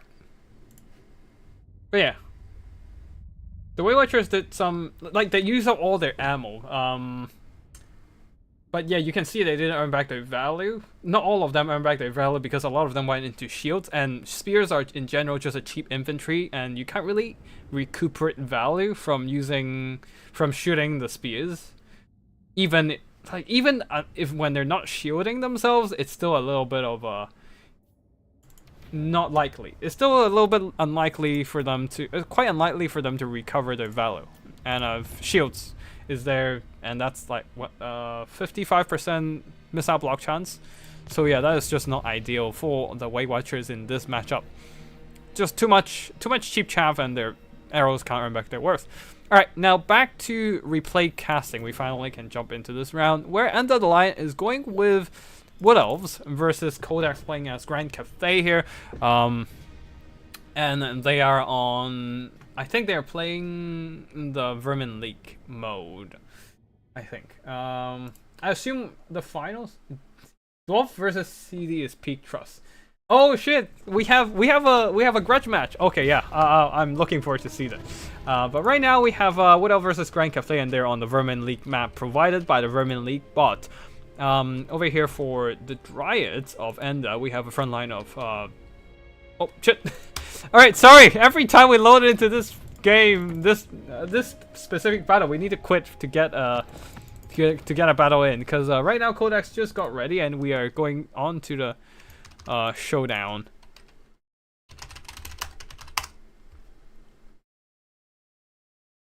Give me a second.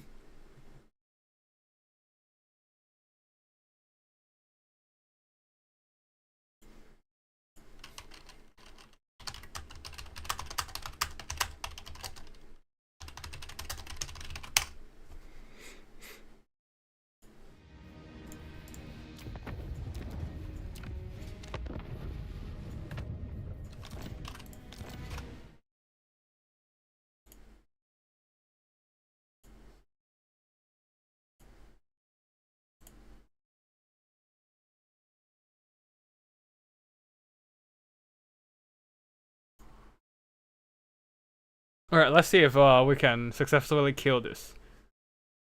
Q...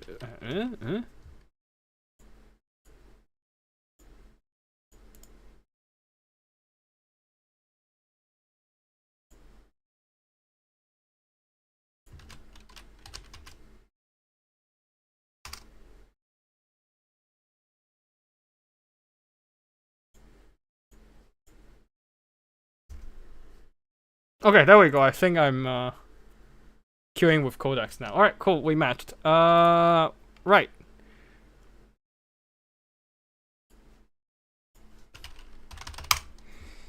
Oh god, this matchup. How do I go with Skycutter on this one? Because they're just gonna get shot by cannons and die horribly. And then there's also the Cafe Dragons and stuff, so yeah, that's gonna be awkward. Okay, regular Skycutters, I think. And then... I'll just have to go White Lions, alright. And then...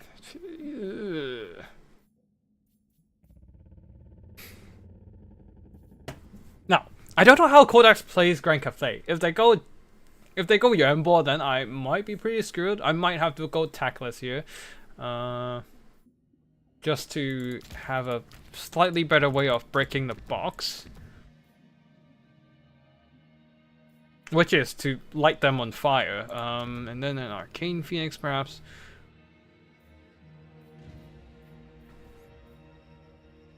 Maybe I just need a double Arcane Phoenix build. Skycutters are definitely gonna get out. Okay, fine. I'll bring a low-end Skycutter with bolts. No, they're not gonna earn back their value, I don't think. I'm just really bad at using them, so I'm not gonna use them.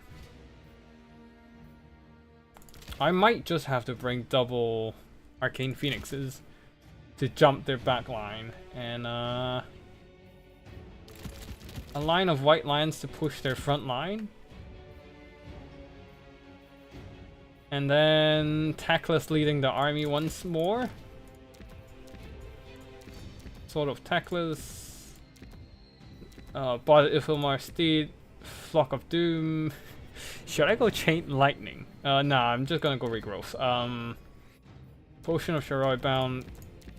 Fiery Convocation. I'm not... Shield of Safri and wow. And then...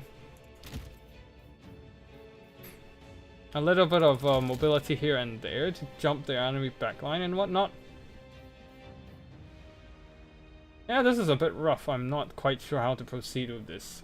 Grand Cathay is always a tricky faction to deal with, so yeah.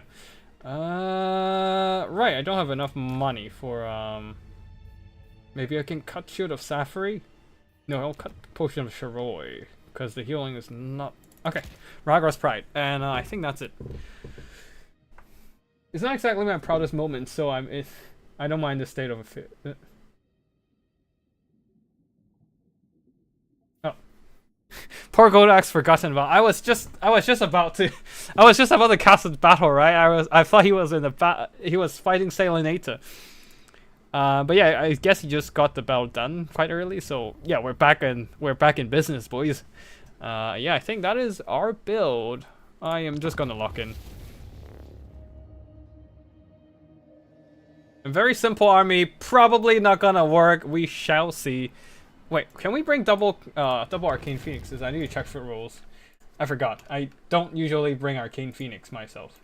I think I've seen Arcane Phoenix and Omen of Azurian before, so it's definitely a thing.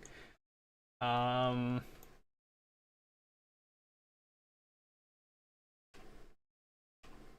yeah, High Elves... Grand Cathay is just too tricky of a unit to deal with. Too tricky of an army to deal with. And I honestly don't want to, yeah, honestly don't want to deal with,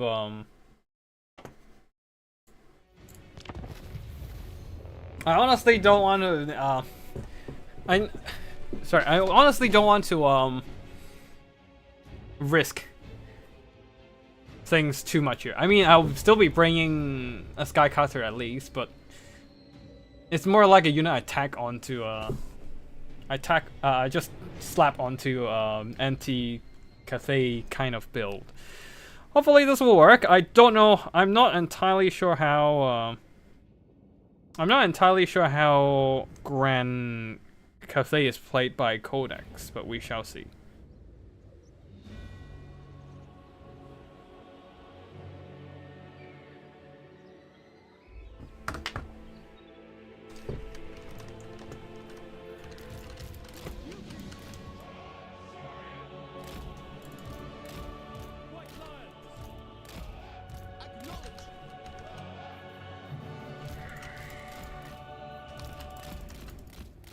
Alright, let's see what happens here, and just get the lions in there.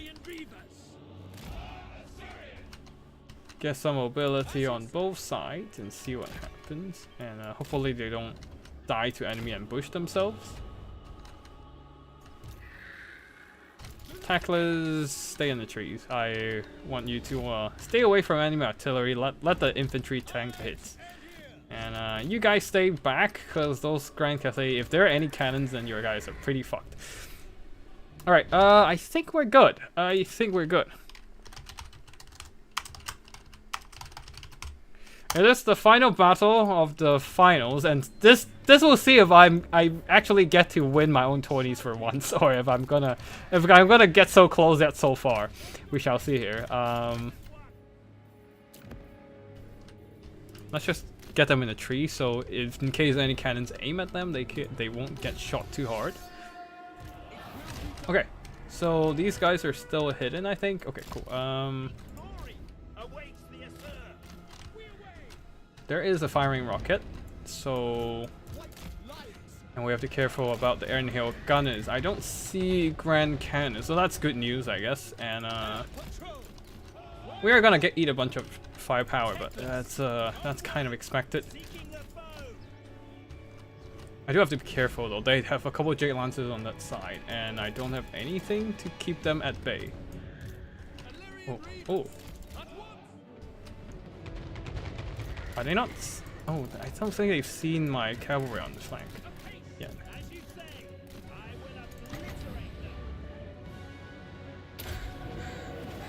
And Wild Lands are gonna get shot pretty hard, as expected. Ouch. Oh, these. Okay, they are. They're just careful about it. Alright, let's just push.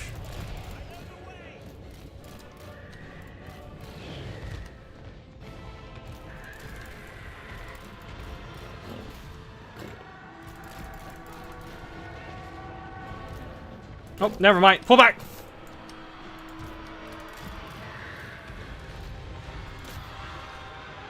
Ignore that.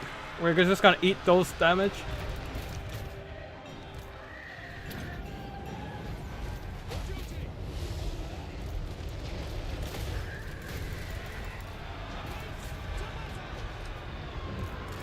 Alright, deleted those. Guys, come over and shut that down.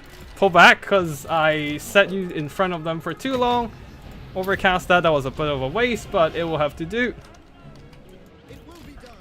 Alright, fight those peasants, I guess. I don't really have a choice here.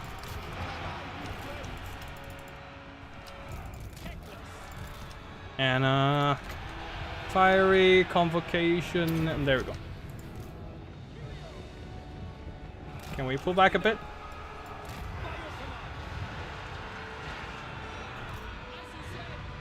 Oh shit, my own units! That did a lot of friendly fire, holy shit.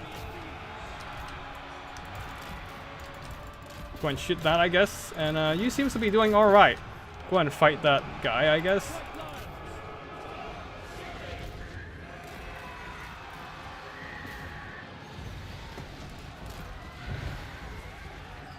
And double. Just cast Flock of Doom, man. Alright, you just hide there. I don't really care at this point. Oh shit! That was a. I got hit by a net? That was a Yuan ball? Oh shit! Alright, you guys stay away. And yeah, you just stay away, man. Stay away. I didn't bring a net for this.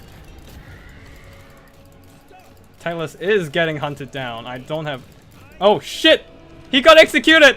No more Flock of Dooms for me, I guess. Okay, that was bad. Yeah, I think that is GG. The two Arcane Phoenixes ain't gonna carry this one. Yeah. I botched one of my Arcane Phoenix pretty badly, and I didn't check their lord! What a bad mistake on my end. And yeah, looks like Contrarian Codex will be claiming victory for this one.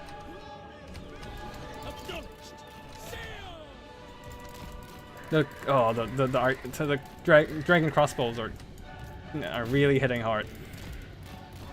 And very nicely done with the dodge with our Fiery Convocation as well, luring my White Lands into the range of my own spells. That was a horrible, horrible mistake on my end. And oh, Arcane Phoenix stuck on the ground.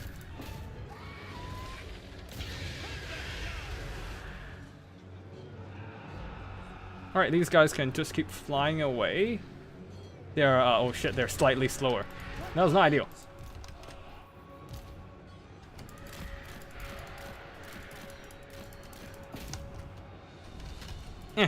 Oh well. GG. We got so close to winning our own tourney, but oh no! We lost it. GG to my opponent. Contrarian Codex here, very nicely done with the Cafe defenses. And it's not a box either, so very nice. A very well spread out balanced formation. And luring my units into range of enemy fire. Especially, I made a big mistake of not checking my opponent's lord. And as a result, got hit really hard by a net and then execution and got executed by Yuan Bo himself. GG.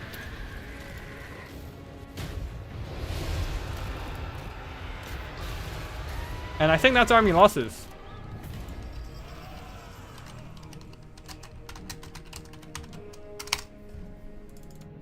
Very well done with the firepower.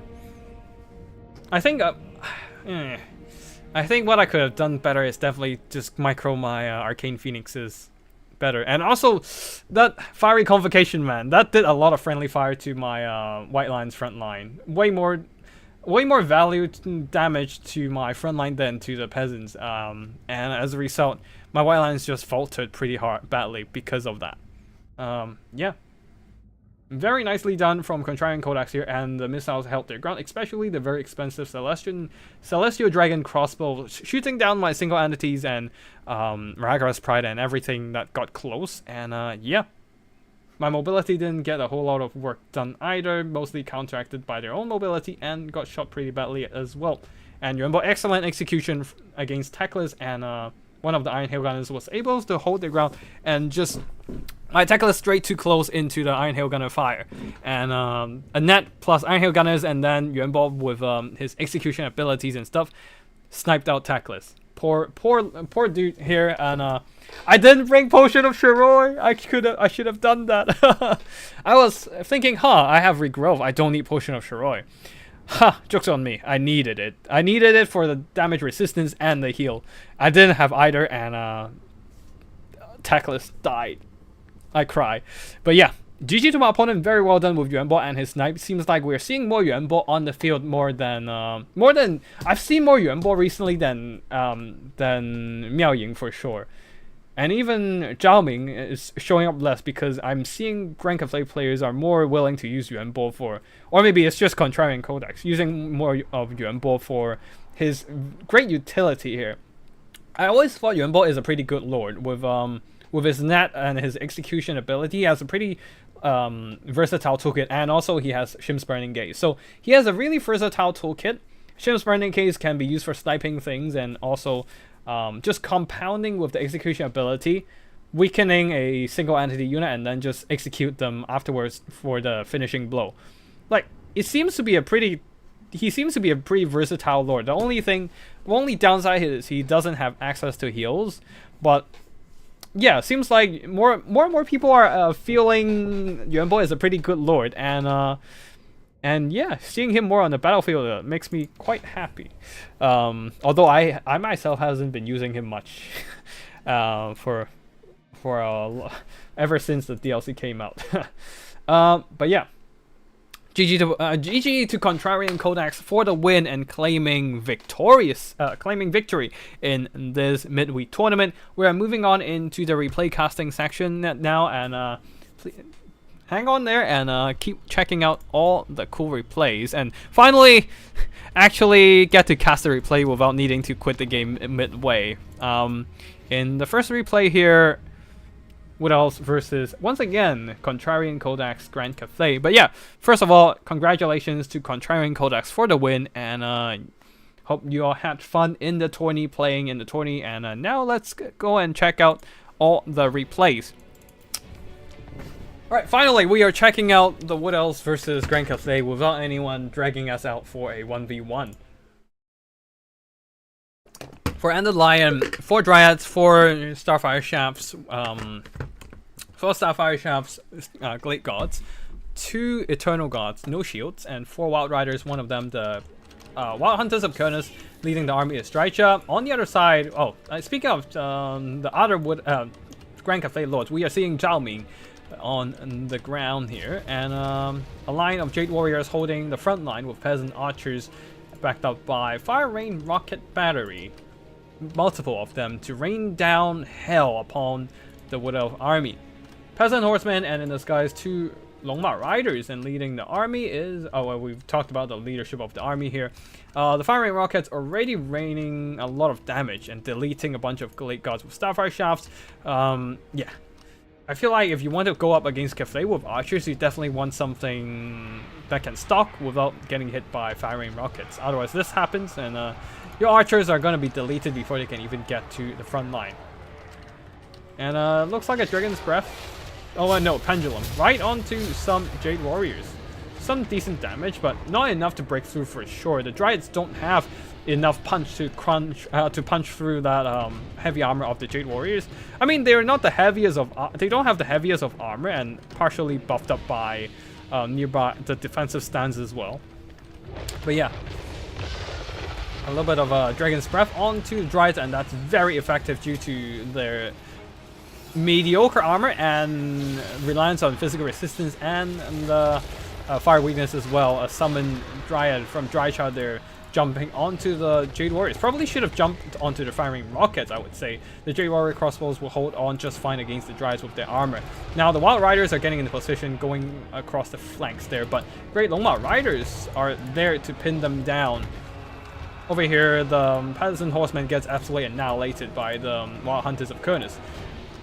But there's a counter charge from the Great Longma Riders to hunt them down. Oh no, the Wild Riders, what are you doing? They had a movement order to walk around the enemy defenses, but they do not have an attacking order onto the firing rockets. So the firing rockets are just sitting there chilling and firing, while the Wild Riders are getting dragged into melee by enemy Peasant Archers? No, Peasant Long Spears. More Eternal Gods are pushing in, but the Archers themselves are getting heavily damaged at this point. Wild Riders are not in the position to shut down all those missile components of the Grand Cathay army. Balance of power is against the Wood Elves, and I think that's pretty much GG here, especially with the blunder on the Wild Riders, who got through the enemy front line but didn't get onto the enemy rockets, and as a result just kind of died. Yeah, that was very unfortunate. Finally they remembered and moving on to the enemy firing rockets, but that's too little too late at this point. Most of the Wood Elf army is in tatters, and that is going to be GG there. Probably would want to double drag. I don't know what would be the best way to break a Cathay box as Wood Elves, because Wood Elves traditionally is just very much hard countered by anything with any army with a solid front line combined with heavy artillery and missiles. Like it's the same with the it's the same with the Dawi there. High armor shields, great to mitigate their archer fire, and at the same time they can counter fire really hard with their cheap crossbows and heavy artillery. So Wood Elves had a really rough time breaking through their defenses. And against Grand Cathay, like I think Wood Elves still is pretty much quite hopeless against the Dawi. And against Grand Cathay is a very similar ordeal. Probably will need a double dragon build to just try and blast everything with with breath attacks and just fight them with a large single entity. But then, yeah, as the Wood Elves, as the Grand Cathay army might not necessarily prepare themselves to fight double mobile single entities with breath attacks. I don't know. It's a rough one. It's a rough one, and especially the Wood Elves, everything is so glass cannony that like they just get kills as soon as anything so much as sneezes them. So yeah, like a light breeze of a Peasant Archer arrows, crossbows, or just attack from these long spears will just kill a bunch of the riders, and that's a lot of value loss in attrition, even if they get the charge. So yeah, it's a rough one for that matchup. Next up we have Greenskins versus Dawi. I heard this one is gonna be long, with artillery exchange of quite a long while.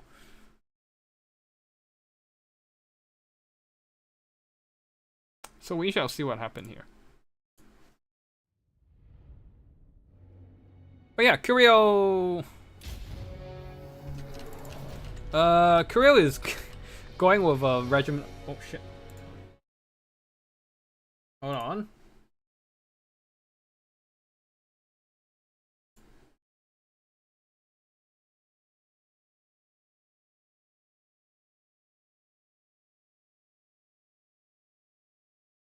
I think the stream dropped a bit. Give me a second. Okay, I think everything's fine again. Alright, cool. Back to the battlefield. On the greenskin side, Kurio is going with a bit of a... Oh, okay. Yeah, going with a bit of a Regiment of Renown spam. Huh. Oh well, never mind. Yeah, so basically I set a limit for Regiment of Renowns, but if nobody's complaining, I don't really... It's not a hard rule that I definitely say, hey, you shouldn't be doing that and I'll cancel your win or anything. So whatever, I'll just let it keep rolling.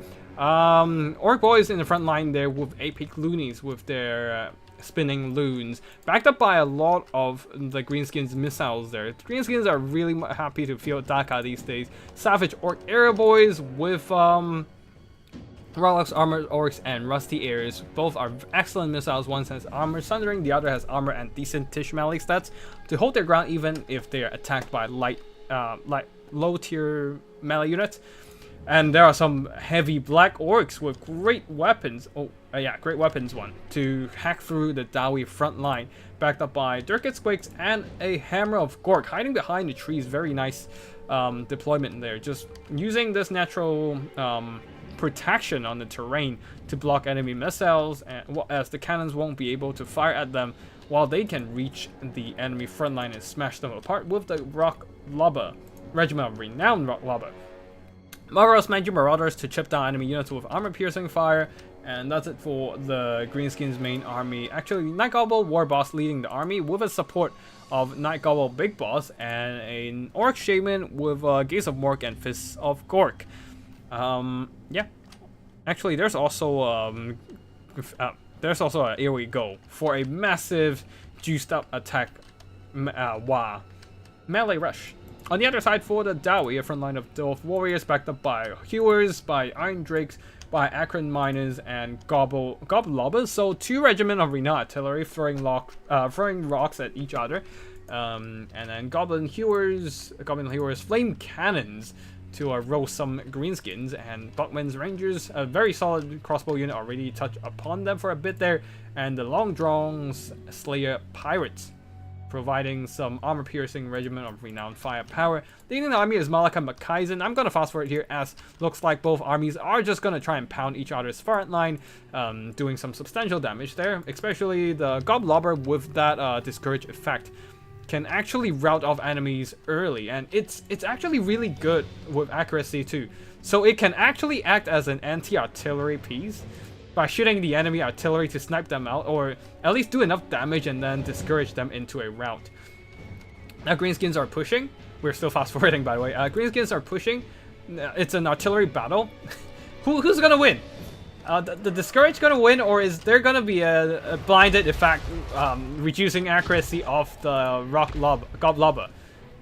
But yeah, you can see the Goblobber already winning by 1 model, knocking out one of the Hammer of Gork models already. While each side is still, it's a rock lobber. It's a rock lobbing duel. Oh god, what is happening? One side has a Discourage debuff, the other side is eating an accuracy debuff. We shall see which one's worse, as the Greenskins are getting roasted pretty badly. Warlocks, Armored Orcs are getting absolutely deleted by Flame Cannons, and Iron Drakes are also doing some nasty damage to the enemy Orc boys. Yeah, the rocks, they're still lobbing rocks at each other, though it seems that the Hammer of Gork is now down to 2 models, as the accuracy debuff is not good enough to give them an advantage here. The frontline wise, Greenskins Gobbles are getting roasted, so this taste of roasted mushrooms or grilled mushroom is pretty nice, I guess. And although the Dwarf Warriors in the front line probably eating spinning loons, now Black Orcs are moving in as well, but Goblin Hewer absolutely shredding through those Black Orcs. And finally, the Hammer of Gork buckled. The Greenskins, knowing that they've always knew they can't win this artillery duel, so they're just gonna go in and a big not really but here we go, is juicing up all those melee attack there, and the Epic Loonies are trying to cut through the enemy units, but unfortunately the fire damage, the burnt effect essentially, is pushing all these Orc boys off the front line there, getting hit hard by that leadership debuff. Even the Apex Loonies are almost dead, and the Black Orcs are routed as they got shredded by those Goblin Hewers, and there's still one more Hewer at the back there.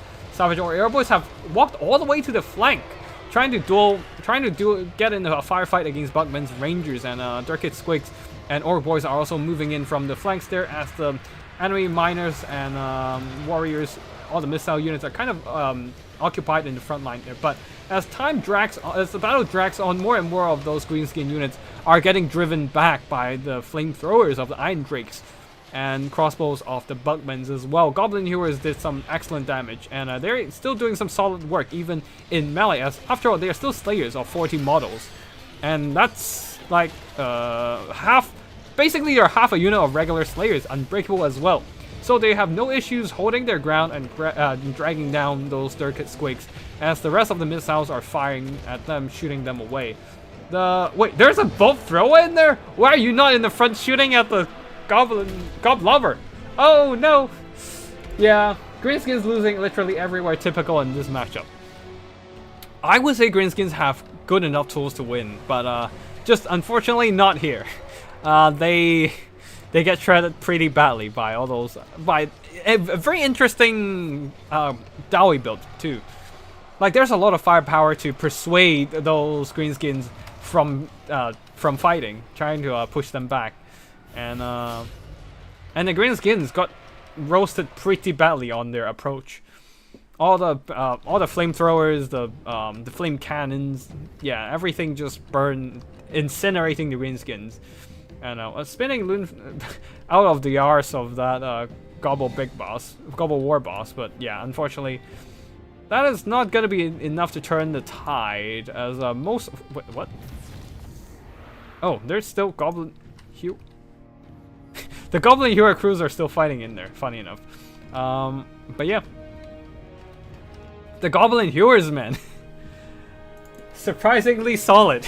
Just holding their ground like true chats, as expected from Slayers.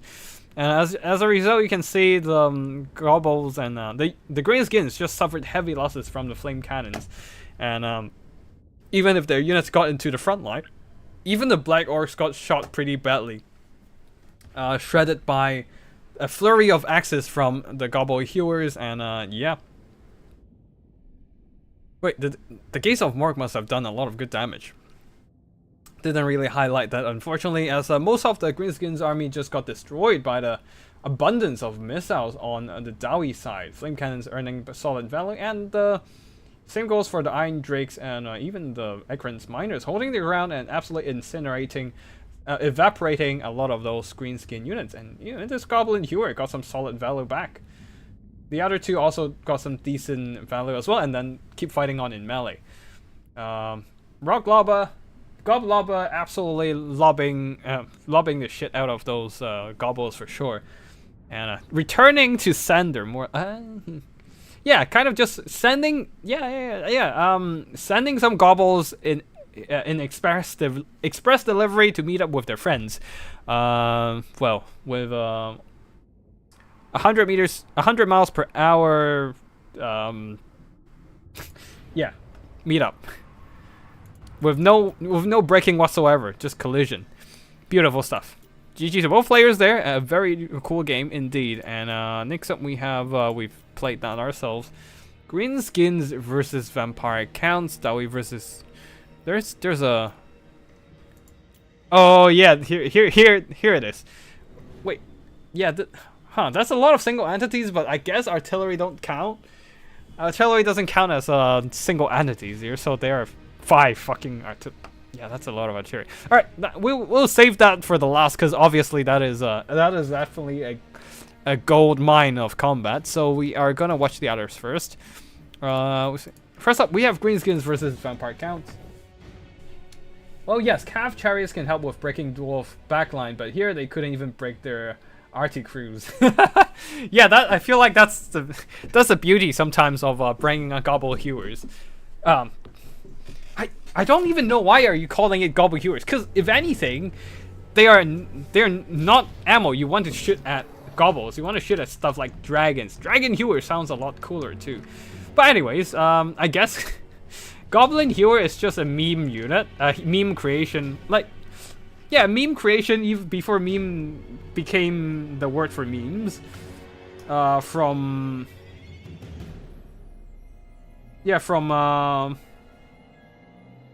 hold on, sorry, shit, what?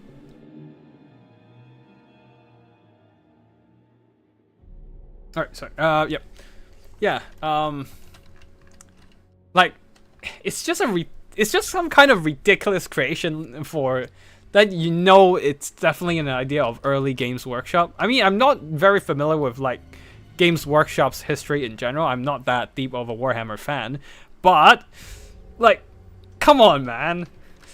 A bunch of slayers, a bunch of suicidal warriors who have a death wish and a slayer oath decides to make crazy artillery, like mashing slayer, this kind of like suicidal fighter idea with fucking engineers, and then have them cook up some crazy contraption that is the Goblin Hewer, which is just a bunch of axe chained onto a fucking machine and just throw axes out in quick succession. Like, what kind of stupid artillery is that? I mean, stupid. I say stupid in an affectionate, fun way, not negative way. It's a very positive connotation here. It's stupid, but it's stupid and fun. And yeah, it just feels like this kind of early Games Workshop idea that stayed all the way till now. And like the Slayer's design itself is just a bunch of memes. Like, yeah, we're gonna make like these guys naked suicidal fighters, but the only thing that's different is they have a kick-ass mohawk. That's the only thing special about their attire, and some tattoos, I guess, but mostly mohawk. And then now the Slayers are like its entire faction is Age of Sigmar now, so there's that. It's just I don't even know, man. It's just funny at this point. But anyways, enough about random blabbering. Hell cannons are not single entity not single entity units, so they don't count towards the single entity limit. So this is fully legal.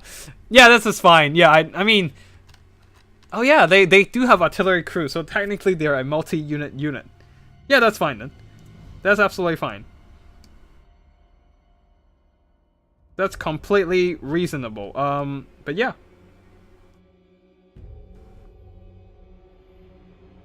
Alright, hold on. Shit. Alright, so, army builds here. For the greenskins of Curio, a front line of Orc Boys, second line of Savage Orc Biggins, Apex Loony, Savage Orc Boar Boys, Broken Tusk Mob, Savage Orc Boar Boys, more Savage Orc Boar Boys on the other side. So a lot of armor-piercing cavalry, and even the Durkit Squigs with Reckless Armored Orcs and Apex Loonies. No Rusty Airs today, because I guess they just don't want anything that can be compromised by zombies here. But yeah, Savage Orc Biggins would be a really formidable fighter to take down monsters, even armored ones sometimes, because of how much weapon strength they have. They don't have that much armor piercing, but with bonus versus large and frenzy, they just have a lot of good damage output in general. Orc Boys there, and leading the army is Grom the Paunch, as he has his own healing, so he's not as vulnerable against Spirit Leeches, and he adds some pretty good attack buffs to nearby greenskin units. Spellcaster, where the... Okay, Orc Shaman here with Brain Burster, Fist of Gork, and Gaze of Mork, with a couple more skirmishing cavalry in the front, Death Creepers and Morgros Magi Marauders. On the other side for the Vampire Counts, a line of zombies, Black Coach. Interesting. Usually you don't see them on the battlefield, but let's see if the Black Coach can struggle for an advantage here, and we shall see what happens. Wait, hold on. Need to deal with something. Sorry.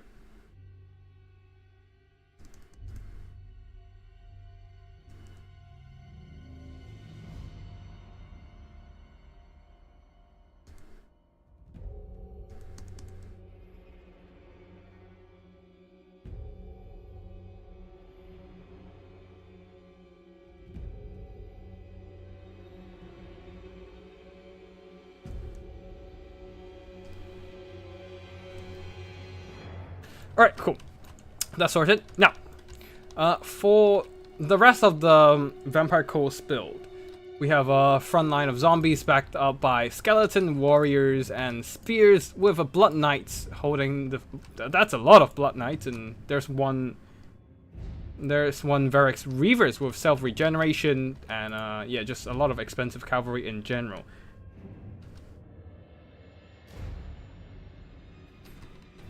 And let's see, there's also a couple corpse carts to provide some vigor mortis.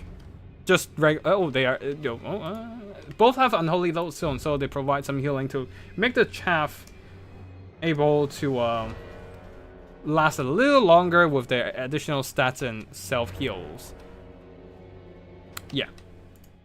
And then, yeah, that's it for the main army. Leading the army is Heinrich Kemmler here, providing some AoE healing with the Chaos Tomb Blade. And Raise Dead, Invocation of the Heck, Gaze of Nagash.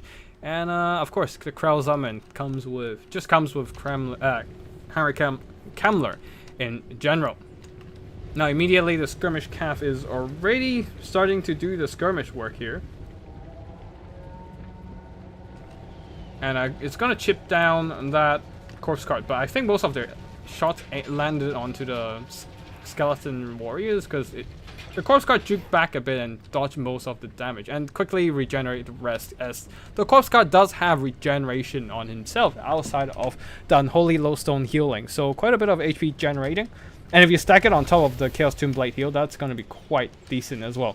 Now, Black Coach eats a bunch of shots from the enemy. It doesn't have a whole lot of armor at only 60, so unfortunately it's still gonna take quite a bit of damage, especially when it comes to from the Mongrel's Mangy Marauders there. It doesn't have self heal, so it's just eating a bunch of damage without ways to mitigate it until it starts it charges up all these passive abilities to juice up that Black Coach. But can it even charge up everything? We shall see. Anyways, over here, skeleton warriors and zombies are driving up the front line there, but the Orc boys should have no issues dispatching them at all. Although there was a Gaze of Nagash earlier, just blasting off some of these Ruglux armored orcs, or it was aiming at the Orc Shaman and accidentally hitting the Ruglux armored orcs behind them. Not entirely sure, but we definitely saw the Orc Shaman getting hit by the Gaze of Nagash earlier as well. Orc boys are colliding with the dead bodies of skeletons and zombies as well. Mostly skeletons. The zombies are still too slow and still lagging behind. Orc boys are duking it out now and should have no problem just beating it down everything. The real thing they have to be careful of are these Blood Knights and Black Knights on the far side flanking around. But the Greenskin Mobility are in the position to counteract, not on this flank though. And the Apic Loonies are spinning, loonsing all these zombies here. Not doing a whole lot of damage, but Apic Loonies, being an unbreakable calf, should have no problem holding on in the front line there. Blood Knights are charging into the back line, but there are Savage Orc Boar Boys in place, and also Dirkit Squigs counteracting and pinning them down as the Death Creepers and Manju Marauders are just filling them up, raining arrows onto these Black Knights there. Their Banner of the Blood Keep, the flag of the Blood Keep, no longer active in melee, and their missile resistance buff is gone, so they're fully vulnerable to all these missiles, especially with the armor-piercing ones from those Manji Marauders. And yeah, the Blood Knights being pinned down by double cavalry, they are just really struggling here. They killed the Dirkit Squigs, but unfortunately couldn't break through to hit up the other units there. Krell being summoned on the field and trying to hunt down Ground the Punch, but Ground the Punch is a chariot unit, so he can simply, well, walk away, while the Blood Knights and Black Knights are not doing too well. The Varix Reavers are still holding on against the Broken Tusk Mob, but against an armor-piercing anti-large unit, they're really struggling, especially when the Savage Orc Boar Boys is slamming into their back, and on top of that, Wa has been activated. It was a second Wa. But yeah, anyways, that juices up those Greenskins melee attack by a significant portion, and you can see all across the Vampire Count's front line, zombies and skeletons are crumbling away, and even the Blood Knights are suffering heavy losses and are not entirely well in combat. Well, these Blood Knights with lances are able to pin down Grom the Punch there and trying to hold him in place and kill him. But let's see, did oh no, the Black Coach didn't get to charge up his ability much either. And yeah, Ground the Punch is gonna try and push out, while the Black Knights will be hot in pursuit. But the rest of the Vampire Count's army is just crumbling away here. Henry Kumbler is trying his best, but the best thing he can do is fight alongside his unit like the Blood Knights and just keep his Chaos Tombblade healing around the important units. But unfortunately, this is not the case here. And most of his army is just falling apart, and even Krell is gonna disappear as this timer runs out. Oh well, he still have a good, well, 30 seconds left roughly. Although the caster from the Greenskin side is finished off by the Banshee. But yeah, oh no, whoa, oh, Ground the Punch got sniped out by a surround of Blood Knights. The Savage Boar Boys are hot in pursuit though, and they are able to catch up to the Blood Knights and start dragging them down in melee, with their Kissquicks coming over as well. Henry Kimmler is trying to come over and help, but can he get there in time and save these Blood Knights with healing? We shall see. I don't really think so, but we shall see. You can never say never here. Oh, yep, here comes an Invocation of the Hag. Maybe a zombie summon will also be nice, as they're now duking it out in this. Oh, that recharge might be what's needed to break the camel's back on these Savage Orc Boar Boys. Maybe their leadership is holding. Lord recently died. Lord dead, and flank is. Why is... Oh, Henry Kimmler is not landing any hits on the Savage Orc Boar Boys. Either way, never mind. The Dirk Squicks lost, and then that should activate a chain route. Flanks is still... Okay, exposed flank. Their leadership is dropping now. And finally, these Savage Orc Boar Boys are routed. But here comes more Savage Orc Boar Boys. That is the problem. Oh, and very nice use of the shift right click to position these Savage Orcs into a much cleaner charge against the Blood Knights there.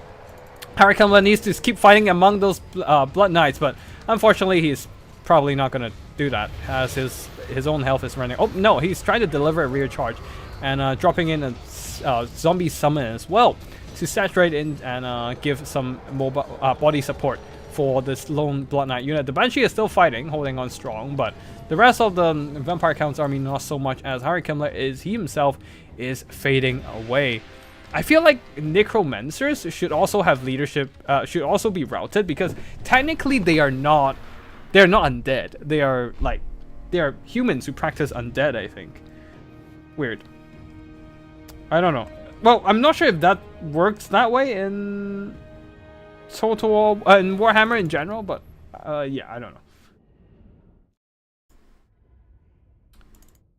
But yeah, for the army performances here, the Greenskins performed excellently with all those armor-piercing cav counter-charging the Blood Knights, as the Blood Knights were trying to force their way through the front line there, but counter-punched pretty hard by all those armor-piercing cavalry and Savage Orc Boar Boys. Even without that anti-lock bonus of Bacons, their Frenzy does make up for that, and of course the Greenskin Wa buffs as well, allowing them to excel in melee combat as long as they can get a charge. The Broken Tusk Mob also gets some excellent value, while the Manji Marauders, man, they're just constantly shooting down those Blood Knights with the armor-piercing missiles, especially when the Blood Knights were in melee and they can't use their Flag of the Blood Keep. So yeah, getting some really solid value as well. And these, oh, what were these Orc Boys doing? These spears dragging down a shit ton of those Blood Knights, and of course the Orc Boys just enjoying their fight, crumping some zombies and skellies. Ground the Punch got sniped out, unfortunately, as he was just sitting on the capture point, but kind of got forgotten about, and the Blood Knights went over and finished him off. But overall, the Greenskins still managed to win there, as the rest of the Greenskins were winning out their engagements pretty handily. The characters all died, but the importance is the army thrived and survived, and they can decide who becomes the next war boss later. So yeah, GG to both players. Coach, it's a meme unit. It's so hard to make it work because it takes so long to charge up all three abilities. And even if after you charge up all three abilities, you still need to micro it crazily to just run through the enemy units and avoid getting caught and dragged down in melee. It's just rough to use it, man. Alright, next up, two artillery factions going off against each other. Dwarves versus Grand Cathay. Hamster Berserker coming in with 3 Grand Cannons, 4 Buckman's Rangers, 2 Buckman's Rangers, well actually 4 Buckman's Rangers, 4 Rangers, 1 Giant Slayer, and 2 Dwarf Warriors. They are investing a lot, and that's a lot of Daka. That's 12 that's all 12 missile units you can bring. Wait, hold on. Yeah, including Malachi Makaisen. So yeah, so a lot of firepower from Hamster Berserker there. I'm seeing a crazy army build for sure. And on the other side, for the Grand Cathay army with Yuan Bo leading the well, I was gonna say leading the charge, but nobody's charging here. They're gonna sit in front of each other and just keep shooting, because both sides are just spamming missiles today. With 5 units of Iron Hail Gunners, 4 units of Peasant Archers, and 3 more units of Fire Rain Rocket Battery, ready to delete some Dawi infantry.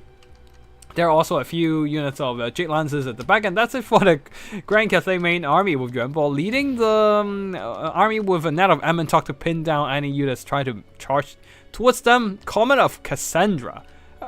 Yeah, Comet of Cassandra against the Dawi. Okay.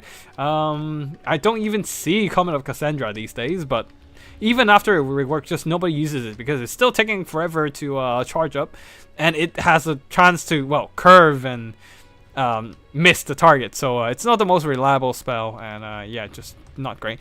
Yeah, coming in with, of course, the Emperor's Executioner ability, and that's it for army builds. And let's see fire rain upon the Dawi formations there, as the rockets are now smashing into that Dawi front line, and even the Rangers are getting hit pretty hard too, but they're stocked, so the firing rockets don't know what they actually hit there.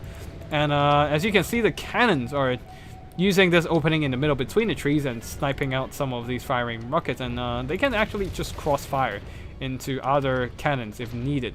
But of course, firing rockets can bypass the trees, firing in an arc and try to delete the enemy cannons. And they are indeed just trying to focus down the enemy cannons in this artillery duel. We shall see if that's gonna work there, as one of the firing rockets have been routed away. If there is a Goblobber, that would be even better, because a Goblobber would be a perfect counter against enemy artillery to make them rout even earlier with that leadership debuff. But yeah, the cannons are absolutely smashing, sniping out all those firing rockets, despite the firing rockets trying their damnedest to shut down those cannons with their AoE damage. So a second unit of firing rockets down, and down to 1 artillery model as well. So even if they get back onto artillery, their damage will be limited. Oh, this unit got a little luckier. It only have 1 artillery unit taken out before the artillery crew come back and remount the artillery and start firing again. But for some reason, some of these artillery crew did not rout away. Huh. Interesting. Anyways, the firing rockets did a lot of... Oh, wow. Combat of Cassandra. I missed that. With Jade Lancers charging and seeing that the enemies do not have a lot of melee defenses. But there are these crossbow crossfires, and the Rangers are not too bad in melee combat, so they're gonna hold their ground for a little bit, allowing the Giant Slayers to come in and save the day and push back those Jade Lances. The other side, these Jade Lancers also took heavy losses as well. Wait, what? Sorry, I'm gonna replay this. 1, I need to check out the comment, and 2, I need to see what happened to the Jade Lancers on the right flank, because I am not sure what happened there.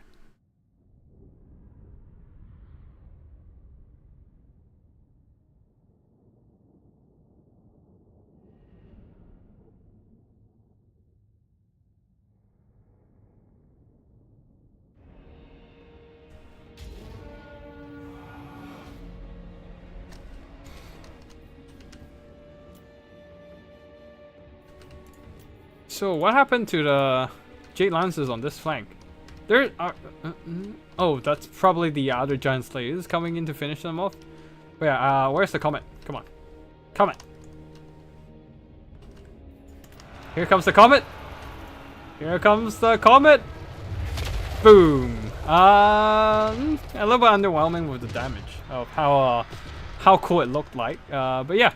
Anyways, Jade Lancers charge into the enemy Buckmans, and fire rockets continue to rain fire. And the Jade Lancers got... Oh yeah, they were charging at Buckmans because they have bonus versus... they have charge defense. So they negated the charge of the Jade Lancers and just keep dragging them down in melee while other crossbows fires in. Yeah, Buckmans are a pretty strong bunch. The problem is, oh no! Malachi Makaisen! He has nothing to protect him! He has anti-large being a slayer. Oh wait, he doesn't have anti-large, but I mean he's still a slayer, so he's gonna fight back, but he's just gonna get executed with no recourse here, isn't it? No, he is just above the execution threshold, so he didn't get killed. But it might just be Shim's Burning Gaze, and that's might just be what it takes. Anyways, he bumped into the cannon. Oh no! Yunbo also destroyed the cannon as well, accomplishing what the firing rockets couldn't do for like a good 3 minutes, 2.5 minutes. And Malachi Malakaza might just go down there unless there's a Giant Slayer to save him. Yep, he's dead. As the Giant Slayers are a little bit busy with the Jade Lancers on the flanks there. Oh, they're even pushing through the trees and hunting down the Iron Hail Gunners. And artillery pounding each other on both sides, but looks like the Dwarf Cannons are winning out in the artillery duel here. Just only a single cannon loss, and not because of the artillery, but because of Yuanbo. And they're just sniping out the Grand Cathay artillery. Like, all 4 models are down. There's only 1 model still functioning here. And all 4 models down over here while they still have a lot of ammo left. So all the firing rockets are pretty much useless at this point. It is the Rangers who have to just start shooting and finishing off those Iron Hail Gunners in the front line. And the Dwarves do have the advantage over here because once they're shielded and they just have more... they just have a longer range in general. But Yuanbo is going to be a tough nut to crack. Maybe they'll need the Giant Slayers to just surround him and try and chop him up. Which is why Yuanbo is really prioritizing to finish them down with a net, pinning down these Giant Slayers and a Comet coming in. While the Rangers are firing... the Slayers are pretty spread out and the Comet kind of curved a bit. So it missed the target marks a little bit. And not doing a whole lot of damage to the Giant Slayers either. Now, of course, the Rangers are still firing and whittling down the enemy Iron Hail Gunners and whatnot there. And Bugman's as well, just having that ability to regenerate is really useful in just fighting into the late game. But can they hold on against the Iron Hail Gunners? We shall see as the Slayers continue to push, and they would be a great unit to just cut down all those archers, but they need to save up some Slayers to kill Yuanbo. That's the only problem here. The cannons are pretty much done with their work. Now they're just pounding enemy infantry as all the firing rockets are done for. And yeah, it's a bit of a dragged out fight at this point as any Jade Lancers returning will get peeled off by crossbow fire. Yuanbo is slowly cutting through those cannon models as the cannons are using up all their ammo and trying to whittle down the enemy army. Slayers pushing the line. They're taking quite a bit of damage, but that's fine. It's the losses they're willing to take to just drive back the enemy missiles, as the Rangers as well just pushing up and firing away. They themselves being still relatively healthy, especially the Bugman, still 64 models and constantly healing, 6.4 HP per second, whatnot. Now the Slayers, they're almost dead, but oh no. You need to conserve at least 1 unit of Slayers to just defend against Yuanbo in the late game. If he turns into a dragon, that is going to be a big problem because you don't have Slayers to kill him. The crossbows can only do so much.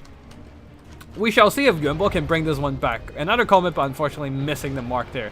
The Rangers are constantly moving, so the Comet with such a long wind-up time, they are just not going to be cost efficient. It's just going to be very difficult for them to land a hit. And Dwarf Warriors continues to push, and finally the Giant Slayers are going to go back over here and try and finish off Yuanbo. But Yuanbo actually exposed to a bunch of crossbows, eating a bunch of shots to the face. Actually, there are a lot of crossbows. Yeah, actually, you know what? Even Yuanbo, with Yuanbo's dragon form, I don't think he's gonna survive this. That is just too many crossbows. How many are there? 1, 2, 3, 4, 5, 6, 7 crossbows, and then there are more in the front line, I think. Yeah. And then there's an 8th unit in the front. Yeah, that's just too many crossbows here. All the crossbows are still online, damaged, but still online for the Dowie. And being pincushioned like that, not even the mighty dragons of Cathay can survive that. And that shall be victory for the Dowie there with abundance of crossbow bolts. Crazy stuff, but yeah, the Dowie won, and a very impressive win as well with all that. Like, it's not corner camping, it's not boxing, it's just pure unfettered Dowie hatred and crossbow bolts. Of course, some gunpowder from the cannons as well, but holy shit, that's a lot of crossbows. Yeah. And the firing rockets got countered hard by the great Dowie cannons too. Yuanbo got a lot of damage done, killing Malachi Makaisen and dropping that big rock, and just trying to hunt down the enemy artillery in general, but he alone can only do so much when the rest of his army just not doing too hot here. Even Jade Lances charging into Buckmans is not a great situation for them.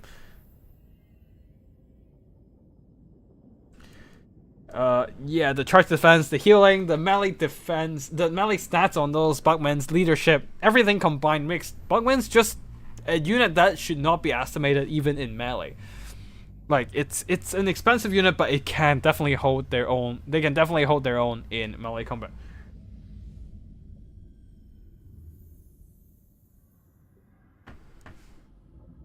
Yep. That's for this one. Incals versus Codex. Once again, Grand Cathay, because we're saving the Dowie duel. With 5 freaking artillery pieces for the last one. So, Incals versus Codex here.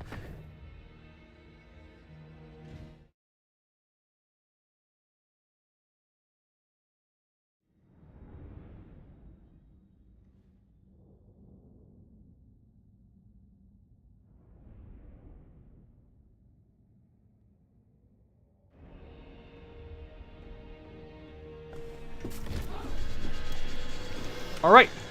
Oh god. Alright, this is a box now. Grand Cathay is boxing. Jade Warriors holding the front line of the box, the back line held by Peasant Long Spears.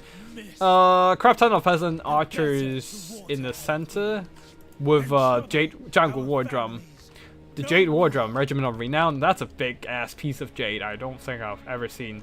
Oh, it's Grand Cathay, so it makes sense. It has so much Jade in there. But yeah.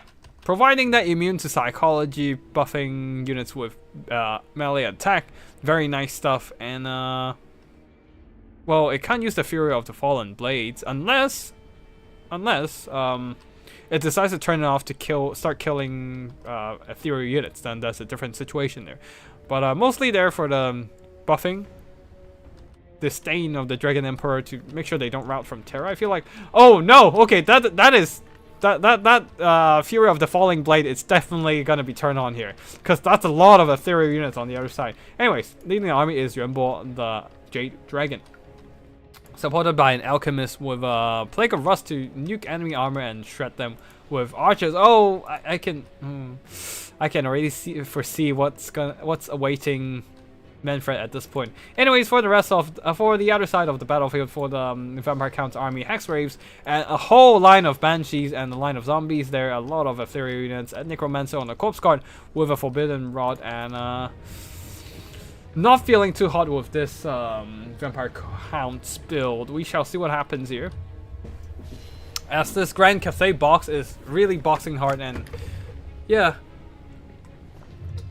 The counts just don't really have a lot of answers to break through this box right now. There's nothing to disrupt the box other than Felbets and Manfred himself. But Manfred, he himself is very much at risk of getting pinned down by a net and shredded by archer fire.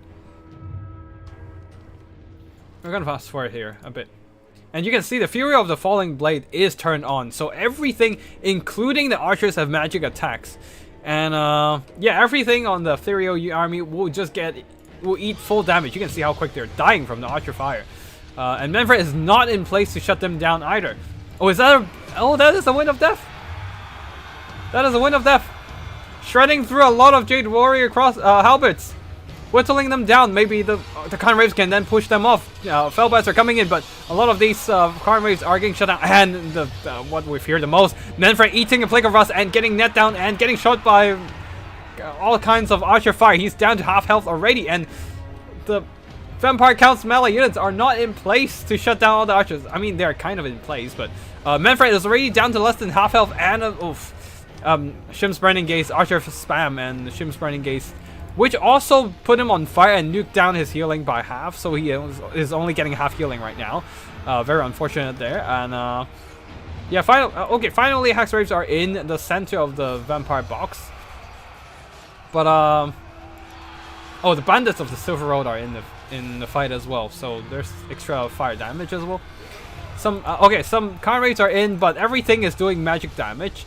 So the idea of trying to use the kind of sturdiness of the ethereal units to fight Cafe is not working right now, as everything is just taking extra damage. Even the peasant archers is just dragging down those banshees and the hex raves and the con raves. And once again, Manfred just got hit by a net of Emmentalk. Drops down on the ground, but the bandits of the Silver Road aren't just gonna give him up. So yeah, all the con raves, hex raves are just getting slaughtered by the magic attacks, and Yuanbo himself goes in and will be finishing the job there with fire support from those bandits of the Silver Road. And without Manfred, the rest of the Vampire Count's army crumbles, and that shall be GG with a victory, quite a comfortable victory of Grand Cathay. Yeah, those archers doing a shit ton of work here. Yuanbo's net plus Plague of Rust is just so lethal. I mean, Yuanbo's net in general is just so lethal as of a toolkit for a missile-heavy faction like the Grand Cathay. I mean, my lord got killed by a net plus a bunch of Iron Hail Gunners combo, and just a lot of other lords is the same as well. And yeah, but the most lethal thing I feel like is just the magic attack from the Fury of the Falling Blade against an almost entire army of ethereal units. Just absolutely everything just getting shredded in range, in melee, by all the magic attacks. It's just not ideal for them at all. But yeah, GG to both players here, but it seems that Grand Cathay army is just way too well designed to deal with this Vampire Count army there, even after the lucrative Winds of Death and some pretty decent breath attack from Manfred is still not enough to bring victory for the Vampire Counts. And yeah, that is going to be a win for the Grand Cathay army.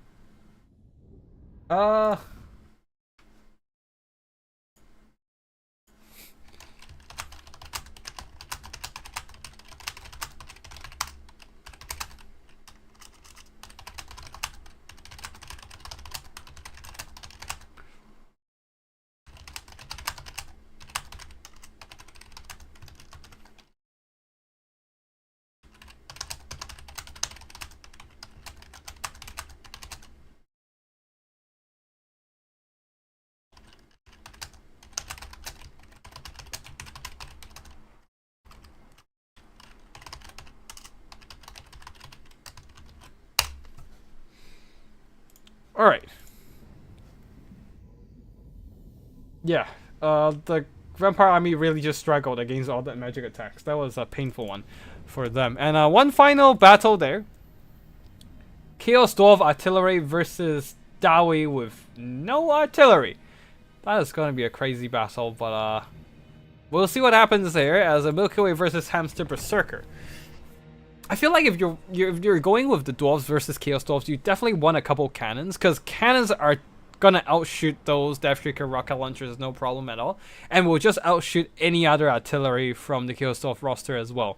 Like chaos dwarf, as much as they are an artillery faction, they absolutely suck at artillery firefight, because outside of, I guess, with spam of bolt throwers, because of their lack of precision artillery fire, all they can rely on are Death Shrieker rocket launchers, but they themselves take a lot of damage from cannons.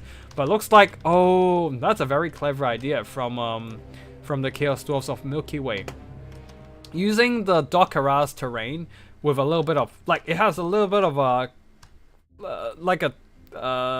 lower ground on the side, which you can kind of use it to take cover from artillery, and that's exactly what they do. So if there's any cannons, it will be a bit harder for the cannons to hit, because they might just collide with the slope in front of the artillery. But looks like there's no artillery to worry about, and they are gonna just fire as usual. Anyways, the Chaos Dwarfs themselves, thanks for taking time to host and cast these, man. Yeah, no worries. It's always enjoyable to just have a little bit of multiplayer action for the community going. For the community, and more importantly for myself, because I don't really play that much Warhammer these days, but it's just always nice to keep myself fresh to the scene. And it's still a game I enjoy when I play, and it's always a really good fun just duking it out against other players. but I'm just constantly distracted by other stuff these days, so not a lot of game time. But yeah, always have a good time to just set it down for myself to play, and for a community to join in and have fun is always fun for me as well. And also keep the channel alive so I can do other stuff like showing off other indie games, like the one I previously made a couple weeks ago. And I'm planning to show off more of those stuff as well, because these are stuff that I'm more interested lately, and I feel like they definitely deserve my attention for more players to check out as well. Anyways, back to the army builds. Oh, and also thank you for the super chat, really appreciate it. And yeah, and let's go back to this. Go back to the army builds here. Milky Way, what are you doing? 5 whole demon engines, 2 Hell Cannons, 2 Deathshrieker rocket launcher, and 1 Dreadquake Mortar. That's a lot of demonic machines from the Chaos Dwarf army there. And a lot of naked Chaos Dwarfs because they're operating hot machines with a lot of fire. And yeah, Hell Cannons, Deathshrieker rocket launchers, and 1 Dreadquake Mortar. A lot of firepower, and as a result, not a whole lot of Chaos Dwarf units there. 5 warriors, 2 Gobble Laborers, and 1 Astrogoth Iron Hand, with Black Hammer and Hell Hammer to nuke down enemy, to destroy enemy formations, and Black Hammer to duke it out against enemy single entities. On the other side, for the regular Dowie, packing in a whole lot of firepower. Front line of Dwarf Warriors, second line of Thunders with Grudge Rakers. So a lot of firepower to nuke down enemy units if they can get in range. And that is a big if there. That's a lot of Chaos Dwarf Dowie Za firepower, and we shall see if the Thunder Grudge Rakers can get close enough to shoot down those demonic machines. Rangers with great weapons there, and a line of Dwarf Warriors with great weapons on the second line as well. We are also seeing the Grim Dolphers leading army is Malaka Makaizen. Hamster Berserker really loving this Dowie Lord, I can tell. And yeah, Dreadquake Mortar coming in, deleting a good chunk of these Dwarf Warriors, and the monstrous impact means it's still doing damage after a shot lands. The Hell Cannons might want to start splitting targets, because if they're landing in the same spot, they're just kind of like wasting the damage output there. Deathshrieker rocket launcher is kind of missing the shots, but oh damn, the Hell Cannons are doing nasty damage to the Thunder's Grudge Rakers as their formation got a little bit blocky there. And not a direct hit from the Dreadquake Mortar, but the impact damage still getting some really solid damage done onto the Grudge Rakers. And the Grudge Rakers are definitely like priority target for the Dowie Za for now. They have the very solid amount of damage output, and the Dowie Za cannot afford to let them get close. And I guess the Rangers would be really important to really take down those demon machines, because they are hidden right now. They have stock, so the Dowie Za can't see them. Oh no, that's a nasty hit from against Necron's Miner, just entirely deleting that unit. Now the Hell Cannons continues to fire. Fast forwarding right now as all these artillery getting absolutely nuked. Dreadquake Mortar might want to split their target, and doing a bit of fast forward, and another Dreadquake Mortar short. The best way to avoid a Dreadquake Mortar is to just stop moving and turn back as soon as it fires, because the way the aiming works is they predict where your unit will be along the current movement trajectory and try to get the shot towards that spot. So if you're moving forward and then the Dreadquake Mortar shoot, it will be aiming at where you're going to be 5 seconds later in front. But if you quickly pull back, then chances are you're going to be moving away from the predicted point of the shot. So you're not going to get hit. You're basically going to evade the shot there. But not as much useful against a Hell Cannon, because that's a tracking missile. So there's that. Finally, like after receiving hell from all the Deathshrieker rocket launchers, the Hell Cannons, and more importantly the Dreadquake Mortar, finally the Dowies are in place for shots now. Not a perfect shot onto the Rangers right there, but if a fallout from the Deathshrieker rocket launchers, blasting those Rangers with great weapons with their axe throws. But oh no, Grudge Rakers, run! What are you doing? Oh no, oh right, the Dowies don't have enough units to stop all the Dowie's great weapon warrior units from pushing in. And more Rangers are getting deleted by a combination of rockets and Dragquakes mortars. And the missiles are still screened away by the Great Weapon Chaos Dwarf Warriors. The core of those missiles are still firing away, and the throwing X's just don't have enough range to get in and start shooting. Oh no, I think that is gonna be a win for the Dawi Za, I think, as most of the Dawi units are getting deleted by Dragquake mortars, by Hell Cannon artillery, by Death Shrieker rockets. Yeah, there's only like one Grim Delver still alive. They do have stock, so they weren't visible earlier. That's why they avoided the ravaging of demon engines. But at this point, I don't think they can win this one. If these Grudge Breakers can close in and delete some of these Dragquake mortars, maybe, but it's gonna be rough. As Hell Cannons are just raining down, and also Death Shrieker rocket launchers, everything is just raining down fire upon these Rangers, these Grudge Breakers, and there's just no good answer against that on the Dawi side. And even the healthy Rangers getting nuked by the Hellhammer. It is painful to watch for any Dawi lovers, for sure. If you hate Dawis, then it's all good. Like, this is what you want to see. But for anyone who likes Dawi, I mean, yeah. Like, on one hand, Dawi is winning. On the other hand, Dawi is losing at this point, though. Well, Dawi's cousin, more like. But yeah, still Dawi, regardless of alignment. And yeah, with the last bits of these missiles being compromised and routed off, I don't think the dwarves can win this at all. It's a hell. It's hell for them. The Dawi is really executing a punishment of a hail of heavy destructive missiles. Dragquake mortar, Hell Cannons, and Death Shrieker rockets. One gyro just solo this entire Chaos Dwarf army. Maybe. The Death Shriekers are still going to pick off gyros, but yeah, 1 or 2 gyros would be enough to win this fight, which is the funny thing, I guess. No, actually, even Hell Cannons should be able to counter gyros okay. Not the best, it was free for the Dawi, but he forgot he was playing Conquest, I guess. I think as the Dawi was expecting more of a blunderbuss spam, but that was just not. That just wasn't planned. And yeah, bring a couple of cannons, guys. You need it. You'll need it. But yeah, the Dragquake mortars and the Hell Cannons wreaking so much value. It's just destroying like half of the Dawi army just from this Hell Cannon and the Dragquake mortar. I mean, 2 Hell Cannons and Dragquake mortar took out half of the Dawi's value. That was how ridiculous that was. And the Dawi just couldn't get close. As everything getting shredded by the abundance of artillery on the Dawi's side.